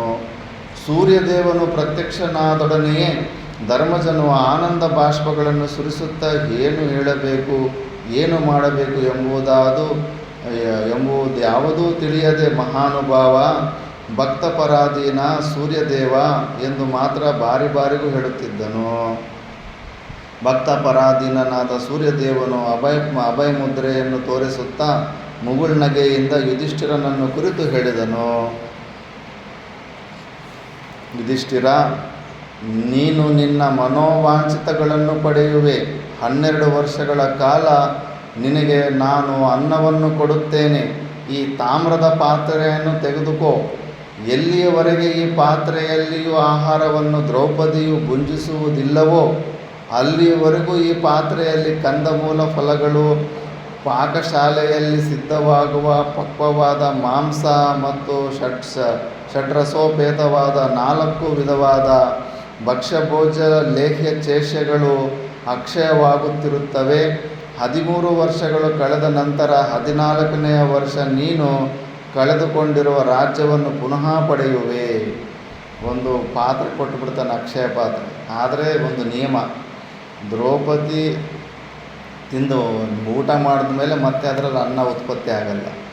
ಅಂದರೆ ಫಸ್ಟು ದ್ರೌಪದಿ ಇವರಿಗೆಲ್ಲ ಬಡಿಸಿಬಿಟ್ಟು ಅತಿಥಿಗೆ ಬಡಿಸ್ತಾರೆ. ಅತಿಥಿಗೆ ಬಡಿಸಿ ಗಂಡಂದರಿಗೆ ಬಡಿಸಿದ ಮೇಲೆ ಇನ್ಯಾರೂ ಇಲ್ಲ ಅಂದ್ಬಿಟ್ಟು ಲಾಸ್ಟಲ್ಲಿ ಆ ಥರ ತಿಂದರೆ, ಅಂದರೆ ಅಂಥ ಪತಿವ್ರತೆಯನ್ನು ಆತ ಹಾಕಿ ಫಾಲೋ ಮಾಡಬೇಕು. ಈಗ ಹಂಗೆ ಮಾಡ್ತಾರ, ಒಂದು ಅರ್ಧ ತಾಸು ಒಂದು ತಾಸು ಲೇಟಾಗಿ ಬರ್ತಾ ಇದ್ದಾನೆ ಗಂಡ ಅಂದರೆ ಅವನು ಬರೋ ತನಕ ಕಾಯಬೇಕಾ, ತಿಂದು ಮಲ್ಕೊಂಬಿಟ್ಟಿರ್ತಾರೆ. ಬಂದ ಮೇಲೆ ಹೋಗಲ್ಲ, ಅಲ್ಲಿ ಟೇಬಲ್ ಮೇಲೆ ಇಟ್ಟಿದ್ದೀನಿ ಬಡಿಸ್ಕೊಂಡು ತಿನ್ನೋಗಂತ, ಬಡಿಸೋದಕ್ಕೆ ಕೂಡ ಹೋಗೋದಿಲ್ಲ. ಅಂಥ ದುರಹಂಕಾರದಿಂದ ಇರ್ತಾರೆ. ಬಟ್ ನಮ್ಮ ಸನಾತನ ಧರ್ಮದಲ್ಲಿ ಹಂಗಿರಲಿಲ್ಲ. ಗಂಡ ಊಟ ಮಾಡಲಿಲ್ಲ ಅಂದರೆ ಹೆಂಡತಿ ಊಟನೇ ಮಾಡ್ತಿರ್ಲಿಲ್ಲ. ಆ ಥರ ಭಕ್ತಿ ಇರ್ತಾಯಿತ್ತು. ಅದು ಆ ಥರ ಫಾಲೋ ಮಾಡ್ತಾಯಿದ್ರೆ ಎಷ್ಟು ಬೇಕು, ಎಷ್ಟು ಜನ ಬಂದರೂ ಕೂಡ ಅಷ್ಟು ಜನಕ್ಕೆ ಇದರಲ್ಲಿ ಊಟ ಬರ್ತಾ ಇರುತ್ತೆ. ಇಲ್ಲಿ ವಿಚಿತ್ರ ಏನಂದರೆ ಇದರಲ್ಲಿ ಮಾಂಸ ಕೂಡ ಮೆನ್ಷನ್ ಮಾಡಿದ್ದಾರೆ. ಅಂದರೆ ಕ್ಷತ್ರಿಯರಲ್ಲ ಅವರು, ಮಾಂಸ ಕೂಡ ಕ್ಷತ್ರಿಯರು ತಿಂತಾ ಇರ್ತಾರೆ. ಮತ್ತು ಅಂಥ ಊಟನೇ ಕೇಳೋರು ಯಾರಾದರೂ ಬಂದಾಗ ಅದರ ಸಲುವಾಗಿ ಏನಾದರೂ ಏನೋ ಗೊತ್ತಿಲ್ಲ. ಹೀಗೆ ಹೇಳಿ ಸೂರ್ಯದೇವನು ಅಂತರ್ಹಿತನಾದನು. ಧರ್ಮರಾಜನು ಹೇಳಿದ ಸೂರ್ಯ ಸ್ತೋತ್ರಕ್ಕೆ ಫಲಶ್ರುತಿಯನ್ನು ವೈಶಂಪಾಯನರು ಹೇಳುತ್ತಾರೆ. ಯಾವನು ಅಭೀಷ್ಟ ಪ್ರಾಪ್ತಿಗಾಗಿ ಈ ದಿವ್ಯ ಸ್ತೋತ್ರವನ್ನು ಅನನ್ಯಚಿತ್ತನಾಗಿ ಅನನ್ಯ ಶರಣನಾಗಿ ಪಠಿಸುವನೋ ಅಂತಹವನು ದುಷ್ಟಪ್ರಾಪ್ಯವಾದ ಅಭಿಲಾಷೆಗಳೆಲ್ಲವನ್ನೂ ಸೂರ್ಯದೇವನು ಪೂರ್ಣ ಮಾಡುತ್ತಾನೆ. ಈ ಸ್ತೋತ್ರವನ್ನು ಅನುದಿನವೂ ಪಠಿಸಿದವನು ಅಥವಾ ಭಕ್ತಿಯಿಂದ ಕೇಳಿದವನು ಮನಸೋದಿಷ್ಟವಾದ ಫಲಗಳೆಲ್ಲವನ್ನೂ ಹೊಂದುತ್ತಾನೆ. ಪತ್ನಿ ಕಾಮನಾದ ಪುರುಷನು ಒಳ್ಳೆಯ ಪತ್ನಿಯನ್ನು, ಪುತ್ರಕಾಮಿಯು ಪುತ್ರನನ್ನು, ಧನಕಾಮಿಯು ಧನವನ್ನು, ವಿದ್ಯಾಕಾಮಿಯು ವಿದ್ಯೆಯನ್ನು ನಿಸ್ಸಂಶಯವಾಗಿ ಪಡೆಯುತ್ತಾರೆ. ಪ್ರಾತಃಸಾಯ ಸಂಧ್ಯೆಗಳೆರಡರಲ್ಲಿಯೂ ಪುರುಷರಾಗಲಿ ಸ್ತ್ರೀಯರಾಗಲಿ ಈ ಸ್ತೋತ್ರವನ್ನು ಭಕ್ತಿಯಿಂದ ಪಠಿಸುತ್ತಿದ್ದರೆ ಮಹಾವಿಪತ್ತುಗಳಿಂದ ಪಾರಾಗುವರು. ಬಂದಿಯು ಬಂಧನದಿಂದ ಬಿಡುಗಡೆ ಹೊಂದುವನು. ಈ ಸ್ತೋತ್ರ ರತ್ನವನ್ನು ಮೊದಲು ಬ್ರಹ್ಮದೇವನು ಇಂದ್ರನಿಗೆ ಉಪದೇಶಿಸಿದನು. ಇಂದ್ರನಿಂದ ನಾರದರಿಗೂ, ನಾರದರಿಂದ ದ್ಯೋಮರಿಗೂ, ದ್ಯೋಮರಿಂದ ಯುಧಿಷ್ಠಿರನಿಗೂ ಉಪದಿಷ್ಟವಾಯಿತು. ಯುಧಿಷ್ಠಿರನು ಇದನ್ನು ಪುನಶ್ಚರಣೆ ಮಾಡಿ ನಾನು ಮೇಲೆ ಹೇಳಿದಂತೆ ಅಕ್ಷಯ ಪಾತ್ರೆಯನ್ನು ಪಡೆದನು. ಹೆಚ್ಚೇನು ಹೇಳಲಿ ಜನ್ಮೇಜಯ, ಈ ಸ್ತೋತ್ರವನ್ನು ಪಾರಾಯಣ ಮಾಡುವವನು ಯುದ್ಧದಲ್ಲಿ ಜಯಶಾಲಿಯಾಗುವನು. ಇವೆಲ್ಲ ಈ ಸ್ತೋತ್ರಗಳು ಮಾಡ್ತಾ ಇರ್ತಾರೆ, ಆದಿತ್ಯ ಸ್ತೋತ್ರಗಳು. ಆದಿತ್ಯ ಹೃದಯ ಅಂದ್ಬಿಟ್ಟು ಸಪ್ರೇಟಾಗಿ ಇದನ್ನು ಕಂಪಲ್ಸರಿ ರಾಜಕೀಯದಲ್ಲಿ ಪೊಲಿಟಿಕಲ್ಲಾಗಿ ಗೆಲ್ಲಬೇಕಂದ್ರೂ ಕೂಡ, ಯುದ್ಧದಲ್ಲಿ ಗೆಲ್ಲಬೇಕಂದ್ರೂ ಕೂಡ ಇದು ಆದಿತ್ಯ ಸ್ತೋತ್ರ ಮಾಡ್ತಾ ಇರ್ತಾರೆ. ಇನ್ನೇನು ಪ್ರಪಂಚ ಯುದ್ಧ ಬರ್ತಾ ಇದೆ ಅಂತ ಇಂಡಿಯಾ ಪಾಕಿಸ್ತಾನ ಯುದ್ಧ ಆದಾಗ ಉತ್ತರ ಭಾರತದಲ್ಲೆಲ್ಲ ಬ್ರಾಹ್ಮಣರು ಇವರೆಲ್ಲ ಈ ಆದಿತ್ಯ ಹೃದಯವನ್ನು ಸ್ತೋತ್ರ ಪಠನೆ ಮಾಡಿದ್ರು. ನಮ್ಮ ಗುರುಗಳು ಕೂಡ ಮಾಡಿದ್ರು, ಇಂಡಿಯಾಗೇನು ಹಾನಿ ಆಗಬಾರ್ದು, ಇಂಡಿಯಾ ಚೈನಾ ಯುದ್ಧ ಅವರ ಪರಿಸ್ಥಿತಿ ಬಂದಾಗ ಗೆಲ್ಲಬೇಕು ಅಂದ್ಬಿಟ್ಟು ಈ ಸ್ತೋತ್ರವನ್ನು ಪಾರಾಯಣ ಮಾಡಿ ಯುದ್ಧದಲ್ಲೂ ಜಯಶಾಲಿಯಾಗುವನು, ವಿಪುಲವಾದ ಐಶ್ವರ್ಯವನ್ನು ಪಡೆಯುವನು, ಸರ್ವ ಪಾಪಗಳಿಂದಲೂ ವಿಮುಕ್ತನಾಗಿ ಕಟ್ಟಕಡೆಗೆ ಸೂರ್ಯಲೋಕವನ್ನೇ ಸೇರುತ್ತಾನೆ. ಯುಧಿಷ್ಠಿರನು ಅಕ್ಷಯ ಪಾತ್ರೆಯನ್ನು ಸೂರ್ಯನಿಂದ ಪಡೆದು ನೀರಿನಿಂದ ಹೊರಬಂದ ಪುರೋಹಿತರಾದ ದ್ಯೋಮರ ಪಾದಕ್ಕೆರಗಿದನು. ಅವರಿಂದ ಆಶೀರ್ವಾದ ಪಡೆದವನಾಗಿ ತನ್ನ ಅನುಜರನ್ನು ಒಬ್ಬೊಬ್ಬರನ್ನಾಗಿ ಆಲಂಗಿಸಿದನು. ದ್ರೌಪದಿಯ ಬಳಿಗೆ ಹೋಗಿ ಅವಳಿಂದ ವಂದಿಸಲ್ಪಟ್ಟವನಾಗಿ ಅಂದಿನ ಭೋಜನವನ್ನು ತಾನೇ ಸಿದ್ಧಪಡಿಸಿದನು. 4 ವಿಧವಾದ ಅನ್ನವನ್ನು ಪಕ್ವ ಮಾಡಿ ಅಕ್ಷಯ ಪಾತ್ರೆಯನ್ನು ದ್ರೌಪದಿಯ ಕೈಗಿತ್ತು ಆ ಪಾತ್ರೆಯೊಳಗೆ ತಾನು ಸಿದ್ಧಪಡಿಸಿದ್ದ ಅನ್ನವನ್ನು ಇಟ್ಟನು. ಅಕ್ಷಯ ಪಾತ್ರೆಯಿಂದ ದ್ರೌಪದಿಯು ಅನ್ನವನ್ನು ತೆಗೆದುಕೊಂಡಂತೆಲ್ಲ ಅದರಲ್ಲಿ ಪುನಃ ಅದೇ ವಿಧವಾದ ಚತುರ್ವಿಧಾನ್ನಗಳು ಅಕ್ಷಯವಾಗುತ್ತಿದ್ದವು. ಅಕ್ಷಯ ಪಾತ್ರೆಯ ವಿಷಯದಲ್ಲಿ ಅನೇಕ ವಿಧವಾದ ಜಿಜ್ಞಾಸೆಗಳಿವೆ. ಟೀಕಾಕಾರ ಹೇಳ್ತಾರೆ, ಕೇಳಿದ್ದುದೆಲ್ಲವನ್ನು ಅಕ್ಷಯ ಪಾತ್ರೆಯು ಕೊಡುತ್ತಿತ್ತೆಂದು ಕೆಲವರು ಹೇಳುತ್ತಾರೆ. ಆದರೆ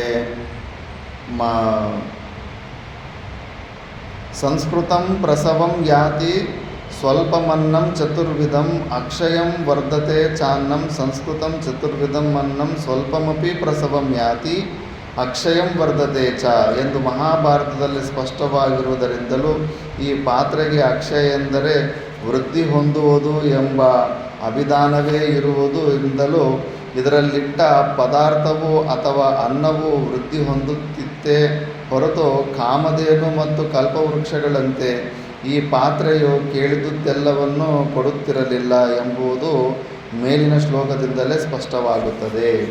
ಅಂದರೆ ಕೇಳಿದ್ದನ್ನು ಕೊಡೋದಲ್ಲ, ಆ ಪಾತ್ರೆಯಲ್ಲಿ ಏನಾದರೂ ಊಟ ಇಟ್ಟರೆ ಆ ಊಟ ಮತ್ತೆ ಬರ್ತಾ ಇರುತ್ತೆ ಅಷ್ಟೇ. ಕಾಮಧೇನು ಕಲ್ಪವೃಕ್ಷ ಕೇಳಿದ್ದನ್ನೆಲ್ಲ ಕೊಡ್ತಾ ಇರುತ್ತೆ, ಏನು ಕೇಳಿದ್ರು ಯಾವ ವಸ್ತುವನ್ನು ಕೇಳಿದ್ರು ಕೊಡ್ತಾ ಇರುತ್ತೆ. ಇದು ಹಂಗಲ್ಲ, ಇದು ಊಟದ ವಿಷಯಕ್ಕೆ ಸಂಬಂಧಪಟ್ಟಿದ್ದೆ. ಊಟ ದನ ಆಗಲಿ ಏನೇ ಆಗಲಿ ಪಾತ್ರೆಯಲ್ಲಿ ಎಷ್ಟು ಹಾಕಿದ್ರೆ ಅದು ಡಬಲ್ ಆಗಿ ಹಾಕಿ ಬರ್ತಾ ಇರುತ್ತೆ. ಆ ಅನ್ನದಿಂದಲೇ ಯುಧಿಷ್ಠಿರನು ತನ್ನ ಸಂಗಡ ಬಂದ ಬ್ರಾಹ್ಮಣರನ್ನು ತೃಪ್ತಿಪಡಿಸುತ್ತಿದ್ದನು. ಬ್ರಾಹ್ಮಣರ ಊಟವಾದ ಮೇಲೆ ಯುಧಿಷ್ಠಿರನ ಅನುಜರು ಊಟ ಮಾಡುತ್ತಿದ್ದರು. ಅತಿಥಿಗಳನ್ನು ಸತ್ಕರಿಸಿದ ನಂತರ ಉಳಿಯುವ ವಿಗಸವೆಂಬ ಅಭಿಧಾನದ ಅನ್ನಶೇಷವನ್ನು ಯುಧಿಷ್ಠಿರನು ಭುಂಜಿಸುವನು. ಯುಧಿಷ್ಠಿರನ ಭೋಜನವು ಆದ ನಂತರ ದ್ರೌಪದಿಯು ಉಳಿದುದನ್ನು ಊಟ ಮಾಡುವಳು. ದ್ರೌಪದಿಯ ಊಟವಾಯಿತೆಂದರೆ ಅಕ್ಷಯ ಪಾತ್ರೆಯಲ್ಲಿ ಅನ್ನಶೇಷವು ಉಳಿಯುತ್ತಿರಲಿಲ್ಲ. ಯುಧಿಷ್ಠಿರನು ಸೂರ್ಯದೇವನಿಂದ ಪರಮಾದ್ಭುತವಾದ ವರವನ್ನು ಪಡೆದವನಾಗಿ ಸೂರ್ಯನಂತೆಯೇ ವಿರಾಜಿಸುತ್ತಾ ತನ್ನ ಜೊತೆಯಲ್ಲಿ ಬಂದ ಬ್ರಾಹ್ಮಣರನ್ನು ಸತ್ಕರಿಸುತ್ತಾ ದ್ಯೋಮರ ಆದೇಶದಂತೆ ಪುಣ್ಯಕಾಲಗಳಲ್ಲಿ ಶ್ರುತಿ ಸ್ಮೃತ್ಯುಕ್ತವಾದ ಯಜ್ಞಗಳನ್ನು ಮಾಡುತ್ತಾ ಕಾಲ ಕಳೆಯುತ್ತಿದ್ದನು.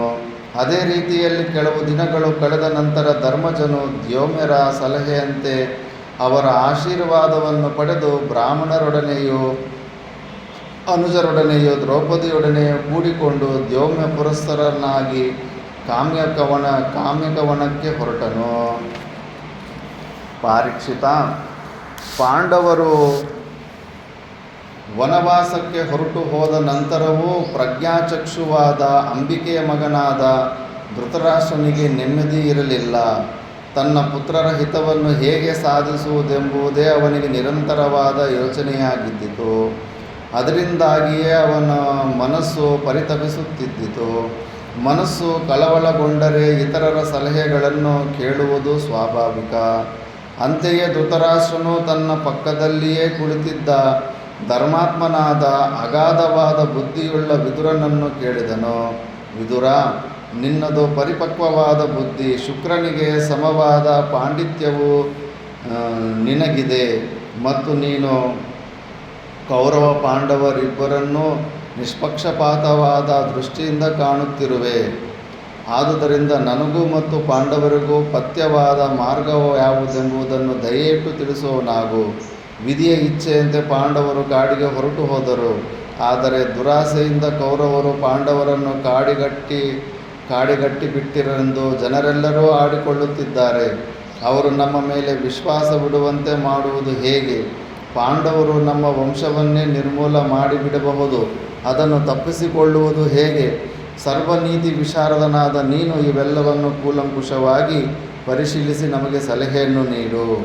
ಮಹಾರಾಜ, ಪ್ರತ್ಯಕ್ಷವಾಗಿಯೇ ಇರುವ ಕಾರಣವನ್ನು ವಿವರಿಸಿ ಹೇಳಬೇಕಾದ್ದೇನಿದೆ?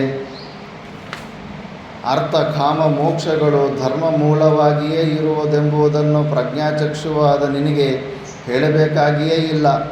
ಅದರಂತೆಯೇ ರಾಜ್ಯವಾದರೂ ಧರ್ಮ ಮೂಲವಾಗಿಯೇ ಇರಬೇಕೆಂದು ನೀತಿಶಾಸ್ತ್ರಜ್ಞರು ಹೇಳುತ್ತಾರೆ.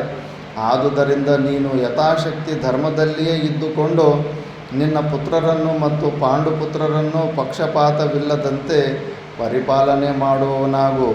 ಯಾವಾಗ ನಿನ್ನ ಮಗನು ಶಕುನಿಯ ಸಲಹೆಯಂತೆ ಧರ್ಮಿಷ್ಠನಾದ ಸತ್ಯಸಂಧನಾದ ಯುಧಿಷ್ಠಿರನನ್ನು ಪಗಡೆಯಾಟಕ್ಕೆ ಆಹ್ವಾನಿಸಿ ಅವನನ್ನು ಅನ್ಯಾಯದ ಪಗಡೆಯಾಟದಲ್ಲಿ ಸೋಲಿಸಿದನೋ ಆಗಲೇ ಧರ್ಮಕ್ಕೆ ನ್ಯೂನತೆಯುಂಟಾಯಿತು. ನಿನ್ನ ಮಗನು ಪಾಂಡವರ ವಿಷಯದಲ್ಲಿ ಮಾಡಿರುವ ಮಹಾಪಾಪದಿಂದ ವಿಮೋಚನೆ ಹೊಂದಲು ಮತ್ತು ಚೆನ್ನಾಗಿ ಪ್ರತಿಷ್ಠಿತನಾಗಲು ಈಗಲೂ ಒಂದು ಉಪಾಯವಿದೆ. ನೀನು ಹಿಂದೆ ಪಾಂಡವರಿಗೆ ಹಂಚಿಕೊಟ್ಟಿದ್ದ ರಾಜ್ಯವನ್ನು ಪಾಂಡವರು ಈಗಲೇ ಪಡೆಯುವಂತೆ ಮಾಡು. ತನ್ನಲ್ಲಿರುವ ರಾಜ್ಯಕೋಶಗಳಿಂದಲೇ ತೃಪ್ತಪಡುವುದು ಮತ್ತು ಇತರರ ರಾಜ್ಯಕೋಶಗಳ ಮೇಲೆ ದುರಾಸೆ ಪಡೆದಿರುವುದು ಶ್ರೇಷ್ಠವಾದ ರಾಜಧರ್ಮಗಳೆಂದು ಜ್ಞಾನಿಗಳು ಹೇಳುತ್ತಾರೆ. ಹೀಗೆ ಮಾಡುವುದರಿಂದ ನಿನ್ನ ಕೀರ್ತಿಗೆ ಕಳಂಕವೂ ಉಂಟಾಗುವುದಿಲ್ಲ ಮತ್ತು ನಿನ್ನನ್ನು ಅಧರ್ಮಿಷ್ಠನೆಂದು ಯಾರೂ ಹೇಳುವುದಿಲ್ಲ. ಆದುದರಿಂದ ಈ ಕೂಡಲೇ ನೀನು ಪಾಂಡವರನ್ನು ಬಹುಮಾನಿಸುವುದು ಮತ್ತು ಇವೆಲ್ಲಕ್ಕೂ ಮುಖ್ಯ ಕಾರಣನಾದ ಶಕುನಿಯನ್ನು ತಿರಸ್ಕರಿಸುವುದು ನಿನ್ನ ಮುಖ್ಯ ಕರ್ತವ್ಯವಾಗಿರುತ್ತದೆ. ಈಗಲೂ ನಿನ್ನ ಮಕ್ಕಳಿಗೆ ಹಿತವನ್ನುಂಟು ಮಾಡುವ ಇಚ್ಛೆ ಇದ್ದಲ್ಲಿ ಈ ಕೂಡಲೇ ನಾನು ಹೇಳಿದ ಕಾರ್ಯವನ್ನು ಮಾಡು. ನಾನು ಹೇಳಿದಂತೆ ಈಗಲೂ ಮಾಡದಿದ್ದರೆ ಕೌರವರೆಲ್ಲರೂ ನಿಶ್ಚಯವಾಗಿಯೂ ವಿನಾಶ ಹೊಂದುತ್ತಾರೆ. ಇದರಲ್ಯಾವ ಸಂಶಯವೂ ಇಲ್ಲ. ಭೀಮಾರ್ಜುನರು ಕುಪಿತರಾಗಿ ಬಂದರೆಂದರೆ ಶತ್ರು ಸಮೂಹದಲ್ಲಿ ಯಾವೊಬ್ಬನನ್ನೂ ಸಂಹಾರ ಮಾಡದೆ ಬಿಡರು. ಗಾಂಡೀವ ಧನುರ್ಧಾರನಾದ ಸವ್ಯಸಾಚಿಯು ಮಹಾಬಲಶಾಲಿಯಾದ ಭೀಮನು ಇರುವ ಪಕ್ಷವು ಯಾವುದನ್ನು ತಾನೇ ಸಾಧಿಸಲಾರದು. ಭೀಮಾರ್ಜುನರಿಗೆ ಎದುರಾಗಿ ನಿಂತು ಯುದ್ಧ ಮಾಡುವವರೇ ಇಲ್ಲ ಮಹಾರಾಜ. ದುರ್ಯೋಧನನು ಹುಟ್ಟಿದೊಡನೆಯೇ ಪ್ರಕೃತಿಯಲ್ಲುಂಟಾದ ವೈಪರೀತ್ಯವನ್ನು ಕಂಡು ನಾನು ಹೇಳಿದುದು ನಿನ್ನ ಸ್ಮರಣೆಯಲ್ಲಿದೆಯೇ? ಈ ಅಮಂಗಳ ಶಿಶುವನ್ನು ವಿಸರ್ಜಿಸು. ಹೀಗೆ ಮಾಡುವುದರಿಂದ ನಿನ್ನ ವಂಶಕ್ಕೆ ಶುಭೋದಯ ಉಂಟಾಗುತ್ತದೆ ಎಂದು ಸ್ಪಷ್ಟವಾಗಿ ಅಂದೇ ನಾನು ಹೇಳಿದ್ದೇನೆ. ಆದರೆ ಪುತ್ರ ವ್ಯಾಮೋಹವಶನಾಗಿ ನೀನು ಅಂದು ನಾನು ಹೇಳಿದಂತೆ ಮಾಡಲಿಲ್ಲ. ಇಂದಾದರೂ ನಾನು ಹೇಳಿದಂತೆ ನೀನು ಕೇಳದಿದ್ದರೆ ಮುಂದೆ ಬಹಳ ಪಶ್ಚಾತ್ತಾಪ ಪಡಬೇಕಾಗುತ್ತದೆ. ನಿನ್ನ ಮಗನು ಪಾಂಡವರೊಡನೆ ಸೇರಿ ರಾಜ್ಯಭಾರ ಮಾಡಲು ಒಪ್ಪುವುದಾದರೆ ನೀನು ನಿಶ್ಚಯವಾಗಿಯೂ ಸ್ವಲ್ಪವೂ ವ್ಯಥೆ ಪಡಬೇಕಾಗುವುದಿಲ್ಲ. ದುರ್ಯೋಧನನು ಅದಕ್ಕೆ ಒಪ್ಪದಿದ್ದರೆ ಅವನನ್ನು ಪರಿತ್ಯಜಿಸುವುದೊಂದೇ ಉತ್ತಮವಾದ ಮಾರ್ಗ. ನಿನ್ನ ಸುಖಕ್ಕಾಗಿಯೇ ಅವನನ್ನು ಪರಿತ್ಯಜಿಸಬೇಕು. ದುರ್ಯೋಧನನನ್ನು ಬದಿಗೊತ್ತಿ ಯುಧಿಷ್ಠಿರನಿಗೆ ರಾಜ್ಯದ ಪಟ್ಟಾಭಿಷೇಕವನ್ನು ಮಾಡು. ಜಿತೇಂದ್ರಿಯನಾದ ಅಜಾತಶತ್ರುವಾದ ಧರ್ಮಜನು ಧರ್ಮದಿಂದ ರಾಜ್ಯ ಪರಿಪಾಲನೆ ಮಾಡಲಿ. ಧರ್ಮಜನು ರಾಜನಾದನೆಂದರೆ ಪ್ರಪಂಚದ ರಾಜರೆಲ್ಲರೂ ವೈಶ್ಯರೂಪಾದಿಯಲ್ಲಿ ಕಾಲಕಾಲಕ್ಕೆ ಕಪ್ಪ ಕಾಣಿಕೆಗಳನ್ನು ತಂದೊಪ್ಪಿಸುತ್ತಾರೆ. ದುರ್ಯೋಧನ ಕರ್ಣಶಕುನಿಗಳು ಪ್ರೀತಿಯಿಂದ ಪಾಂಡುಪುತ್ರರ ಸೇವೆಯನ್ನು ಮಾಡಲಿ. ದುಶ್ಯಾಸನನು ತಾನು ಮಾಡಿದ ಮಹಾ ಅಪರಾಧಕ್ಕೆ ತುಂಬಿದ ಸಭೆಯಲ್ಲಿ ಭೀಮಸೇನ ದ್ರೌಪದಿಯರ ಕ್ಷಮೆಯನ್ನು ಯಾಚಿಸಲಿ. ಯುಧಿಷ್ಠಿರನನ್ನು ನೀನೇ ಸಂತೈಸಿ ಗೌರವಿಸಿ ಸಿಂಹಾಸನದಲ್ಲಿ ಕುಳ್ಳಿರಿಸು. ನಿನ್ನ ಪ್ರಶ್ನೆಗೆ ಇದಕ್ಕಿಂತಲೂ ಹೆಚ್ಚಿನ ಸಲಹೆಯನ್ನೇನು ಕೊಡಲಿ ಮಹಾರಾಜ? ನಾನು ಹೇಳಿದ ರೀತಿಯಲ್ಲಿ ನೀನು ನಡೆದರೆ ವಿವೇಕವಾದ ಕಾರ್ಯವನ್ನೇ ಎಸಗಿದಂತಾಗುವುದು. ಧೃತರಾಷ್ಟ್ರನು ವಿದುರನ ಸಲಹೆಯನ್ನು ಕೇಳಿದ್ದು ಟೀಕಾಕಾರರು ಸ್ಪಷ್ಟ ಮಾಡ್ತಾರೆ.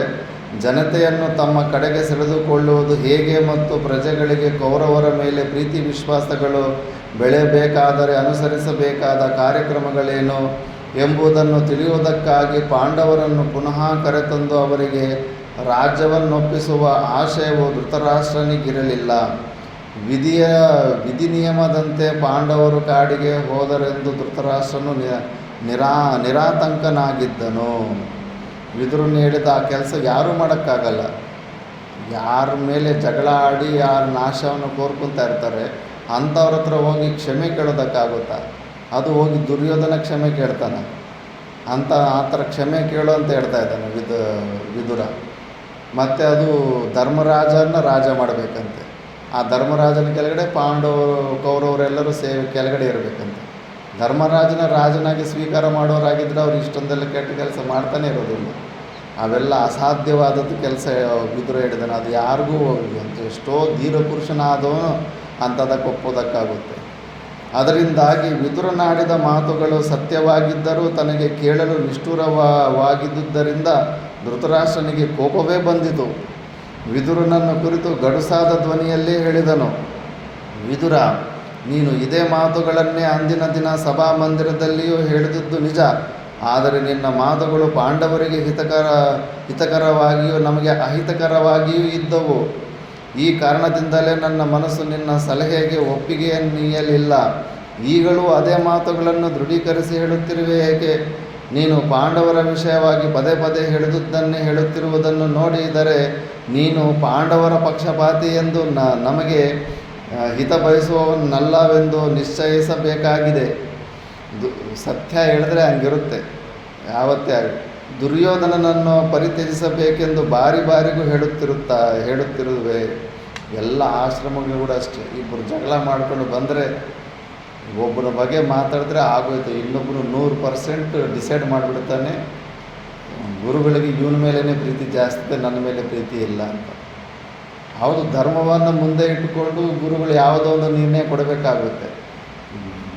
ಪಂಚಾಯಿತಿ ಬಂತಂದ್ರೆಗನ ಒಬ್ಬ ಶತ್ರು ಒಬ್ಬನ ಹೆಚ್ಚು ಮಾಡ್ಕೋಬೇಕು. ಗುರುಸ್ಥಾನ ಅಂದ್ರೇ ಹಂಗೆ ನಮ್ಮ ಗುರುಗಳು ಹೇಳ್ತಾ ಇದ್ರು. ಎಂಥದ್ದೇ ಆಗಲಿ, ಏನೂ ಮಾಡಲಿಲ್ಲ, ನ್ಯೂಟ್ರಲ್ಲಾಗಿ ಇದ್ದರೂ ಕೂಡ ಅವನು ಒಬ್ಬನು ಬಂದು ಏನೋ ಕಂಪ್ಲೇಂಟ್ ಹೇಳ್ತಾನೆ, ಅವ್ನು ನನಗೆ ಹಿಂಗೆ ಮಾಡ್ದೆ ಹಂಗೆ ಮಾಡ್ದೆ ಅಂತ. ಗುರುಗಳು ಏನು ಮಾಡಿದ್ರೆ ಅಲ್ಲಿಗೆ ಕಾಂಪ್ರಮೈಸ್ ಮಾಡಂದರೆ ಅವ್ನಿಗೆ ಮತ್ತೆ ಕೋಪ ಬರುತ್ತೆ. ನಾನು ಅವನ ಮೇಲೆ ಶಿಕಾಯತ್ ಹೇಳಿದ್ರು ಕೂಡ ಅವನಿಗೇನು ಪನಿಷ್ಮೆಂಟೇ ಕೊಡಲಿಲ್ವಲ್ಲ ಅಂದ್ಬಿಟ್ಟು. ಎಂಥ ಪೋಸ್ಟು ನೋಡು, ಎಲ್ಲರಿಗೂ ಶತ್ರು ಆಗಿಬಿಡ್ಬೇಕು. ಮನೆ, ತಂದೆ, ತಾಯಿ, ಮಕ್ಕಳು ಇವನ್ನೆಲ್ಲ ಬಿಟ್ಟು ಬಂದುಬಿಟ್ಟಿದ್ದನ್ನು ಇಲ್ಲಿ ಪಂಚಾಯತಿಗಳಲ್ಲಿ ಇವ್ರಿಗೆಲ್ಲ ಕಟ್ಟ ಆಗ್ತಾ ಇರಬೇಕು. ಮತ್ತು ಅವನು 100 ಜನ ಕೇಳ್ಕೊತ ನಮ್ಮ ಗುರುಗಳಲ್ಲಿ ಹಿಂಗೆ ಸ್ವಾರ್ಥ ಇದೆ, ಹಂಗಿದೆ ಹಿಂಗಿದೆ ಅಂತ ಮತ್ತು ಹಿಂಗೆ ದುಷ್ಪ್ರಚಾರ ಮಾಡಿಕೊಂಡು ಒಳ್ಳೆಯದಕ್ಕಿಂತ ಹೆಚ್ಚು ದುಷ್ಪ್ರಚಾರನೇ ಹೆಚ್ಚಾಗ್ತಾ ಇರುತ್ತೆ. ನಾನು ಓಂಕಾರೇಶ್ವರಿಗೆ ನಮ್ಮ ಗುರುಗಳ ಬಗ್ಗೆ ಅಲ್ಲಿ ಇಲ್ಲಿ ತಿಳ್ಕೊಂಡು ಅವ್ರ ಹತ್ರ ಸನ್ಯಾಸ ದೀಕ್ಷೆ ತಗೊಂಡು ಓದಬೇಕಂತ ಹೋಗ್ತಾ ಇದ್ದಾನೆ. ಬಸ್ಸಲ್ಲೇ ಒಬ್ಬ ಸನ್ಯಾಸಿ ಕೂತ್ಕೊಂಡಿದ್ದಾನೆ ಆ ಓಂಕಾರೇಶ್ವರದಲ್ಲಿ.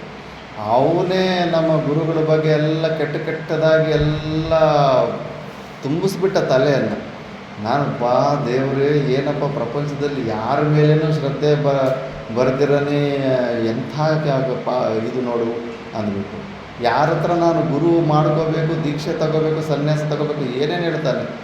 ನೇಪಾಳದಿಂದ ಬಂದಿದ್ದಾನೆ, ಆಶ್ರಮದಲ್ಲೆಲ್ಲ ನೇಪಾಳಿಗರೇ ಇದ್ದಾರೆ, ಅವರ ಚಿಕ್ಕಪ್ಪನ ಮಗನನ್ನೇ ಅಲ್ಲಿ ಕೊಠಾರಿಯಾಗಿ ಇಟ್ಕೊಂಡಿದ್ದಾನೆ, ನೆಕ್ಸ್ಟ್ ಉತ್ತರಾಧಿಕಾರಿನೂ ಅವನೇ ಅಂತೆ. ಹೆಣ್ಣು ಮಕ್ಕಳು ತುಂಬ ಹೆಣ್ಣು ಮಕ್ಕಳು ಕೂತಿರ್ತಾರೆ ಪ್ರವಚನದಲ್ಲಿ, ಹೆಣ್ಣು ಮಕ್ಕಳು ಸಹವಾಸ ಇದೆ ಅಂತೆ. ಬರೀ ಇದೆ ಆಳು ಮೂಡು. ಬಸ್ಸಲ್ಲೇ ಕಿವಿ ಕೆಡಿಸ್ಬಿಟ್ಟಿದೆ, ನನ್ನ ತಲೆ ಕೆಡಿಸ್ಬಿಟ್ಟಿದೆ. ಆದರೂ ಕೂಡ ನಾನು ಅದಕ್ಕೆ ಒಪ್ಪಲಿಲ್ಲ. ಯಾಕಂದರೆ ಪ್ರತಿ ಆಶ್ರಮದಲ್ಲೂ ಪ್ರತಿಯೊಬ್ಬರು ಎಂಥ ಒಳ್ಳೆಯವರು, ಸ್ಟಾರ್ಟಿಂಗಲ್ಲಿ ಅವ್ರ ಬಗ್ಗೆ ಒಳ್ಳೆಯದು ಕೇಳಿರ್ತೀವಿ, ಅಲ್ಲಿ ಹೋದರೆ ಆಶ್ರಮದಲ್ಲಿದ್ದವರೇ ಅವ್ರ ಬಗ್ಗೆ ಕೆಟ್ಟದಾಗಿ ಮಾತಾಡೋರು ಇರ್ತಾರೆ. ಇದು ನನಗೆ ಅರ್ಥ ಆಗುತ್ತೆ. ಪ್ರಪಂಚವೆಲ್ಲರೂ ಅವನವನ ಬುದ್ಧಿಗೆ ತಕ್ಕಂತೆ ಯಾವುದೋ ಒಂದು ವಿಷಯದಲ್ಲಿ ಅವನಿಗೆ ಪ್ರತಿಕೂಲವಾಗಿ ನಡ್ಕೊಂಡಿದ್ದರೆ ಆವತ್ತಿಂದ ನೆಗೆಟಿವ್ ಆಗಿ ಮಾತಾಡೋಕ್ಕೆ ಸ್ಟಾರ್ಟ್ ಮಾಡಿರ್ತಾನೆ ಅಂದ್ಬಿಟ್ಟು. ಆದ್ದರಿಂದ ಯಾರಿಗೂ ಇಷ್ಟ ಆಗೋದಿಲ್ಲ. ಇರೋ ಸತ್ಯನ ಇದ್ದಂಗೆ ಎದ್ದೇಳಿದ್ರೆ ಎದ್ದು ಬಂದು ಎದೆಗೆ ಗುದ್ದನು ಅಂತ ಹೇಳ್ತಾರಲ್ಲ, ಆ ಥರ ವಿದುರ ಪಾಪ ಕರೆಕ್ಟಾಗಿ ಹೇಳ್ದ. ಇವನಿಗೇನೋ ಈಗ ಪಾಂಡವರ ಕಡೆಗೆ ಸಪೋರ್ಟ್ ಮಾಡ್ತಾ ಇದ್ದಾನೆ ಅಂತ ಇವನಿಗೆ ಅನಿಸ್ತಾ ಇರುತ್ತೆ. ಪಾಂಡುವಿನ ಮಕ್ಕಳ ಸಲುವಾಗಿ ನಾನು ನನ್ನ ಮಗನನ್ನೇ ಪರಿತ್ಯಜಿಸುವ ಸಾಧ್ಯತೆ ಇದೆಯೇ? ಹೇಗೆ ತಾನೇ ಪರಿತ್ಯಜಿಸಲಿ? ಪಾಂಡುವಿನ ಮಕ್ಕಳು ನನ್ನ ಮಕ್ಕಳೆಂಬುದರಲ್ಲಿ ಸಂಶಯವಿಲ್ಲ. ಆದರೆ ದುರ್ಯೋಧನನು ನನ್ನ ತನುಜ, ನನ್ನ ಆತ್ಮದ ಪ್ರಕೃತಿಯು. ಹೀಗಿರುವಾಗ ಪಕ್ಷಪಾತವಿಲ್ಲದೆ ಮಾತನಾಡುವ ಯಾವನು ತಾನೇ ಇನ್ನೊಬ್ಬರಿಗಾಗಿ ನನ್ನ ಆತ್ಮದಿಂದಲೇ ನನ್ನನ್ನು ಬೇರ್ಪಡಿಸುವ ಸಲಹೆ ಮಾಡುವನು? ಬೇರ್ಪಡಿಸುವ ಅಂತಹ ಸಲಹೆಯನ್ನು ಯಾರೂ ಒಪ್ಪಲಾರರು, ಯಾರೂ ಮಾಡಲಾರರು. ವಿದುರ, ನಾನು ನಿನ್ನ ವಿಷಯದಲ್ಲಿ ಬಹಳ ಗೌರವ ಬುದ್ಧಿಯಿಂದ ಇದ್ದೇನೆ. ಆದರೂ ನೀನು ನನಗೆ ಅಹಿತವಾದದ್ದನ್ನೇ ಪದೇ ಪದೇ ಹೇಳುತ್ತಿರುವೆ. ಇನ್ನು ಮೇಲೆ ನಿನ್ನ ಸಲಹೆಯಾಗಲಿ ನಿನ್ನ ಸಹವಾಸವಾಗಲಿ ನನಗೆ ಸಹ್ಯವಾಗದು. ಆದುದರಿಂದ ನೀನು ನಿನ್ನ ಇಚ್ಛೆ ಬಂದಲ್ಲಿಗೆ ಹೋಗಬಹುದು ಅಥವಾ ಇಲ್ಲಿಯೇ ಇರಬಹುದು. ಆದರೆ ನೀನು ನನಗಾಗಿ ಹಸ್ತಿನೆಯಲ್ಲಿರಬೇಕಾಗಿಲ್ಲ. ದುರ್ಮಾರ್ಗವನ್ನು ಹಿಡಿದಿರುವ ಕುಟಿಲೆಯು ಎಷ್ಟೇ ಗೌರವಿಸಲ್ಪಟ್ಟರೂ ಗಂಡನನ್ನು ಬಿಟ್ಟು ಹೊರಟು ಹೋಗುತ್ತಾಳೆ. ಹೀಗೆಂದು ಹೇಳುತ್ತಾ ಧೃತರಾಷ್ಟ್ರನು ಸಿಂಹಾಸನದಿಂದ ಮೇಲೆದ್ದು ಅಂತಃಪುರದೊಳಕ್ಕೆ ಹೊರಟು ಹೋದನು. ವಿದುರನು ಅದಕ್ಕುತ್ತರವಾಗಿ ಎಂಬಂತೆ, ನೇದಮಸ್ತಿ, ಈ ವಂಶವು ಇನ್ನು ಖಂಡಿತವಾಗಿಯೂ ಉಳಿಯಲಾರದು ಎಂದು ಹೇಳುತ್ತಾ ಪಾಂಡುಪುತ್ರರು ಹೋದ ಮಾರ್ಗವನ್ನೇ ಅನುಸರಿಸಿ ತಾನೂ ಹೊರಟನು. ಜನ್ಮೇಜಯ ವನವಾಸ ಮಾಡಲು ಹೊರಟ ಪಾಂಡವರು ತಮ್ಮ ಅನುಯಾಯಿಗಳೊಡನೆ ಗಂಗಾ ನದಿಯ ದಡದಿಂದ ಹೊರಟು ಕುರುಕ್ಷೇತ್ರವನ್ನು ಸೇರಿದರು.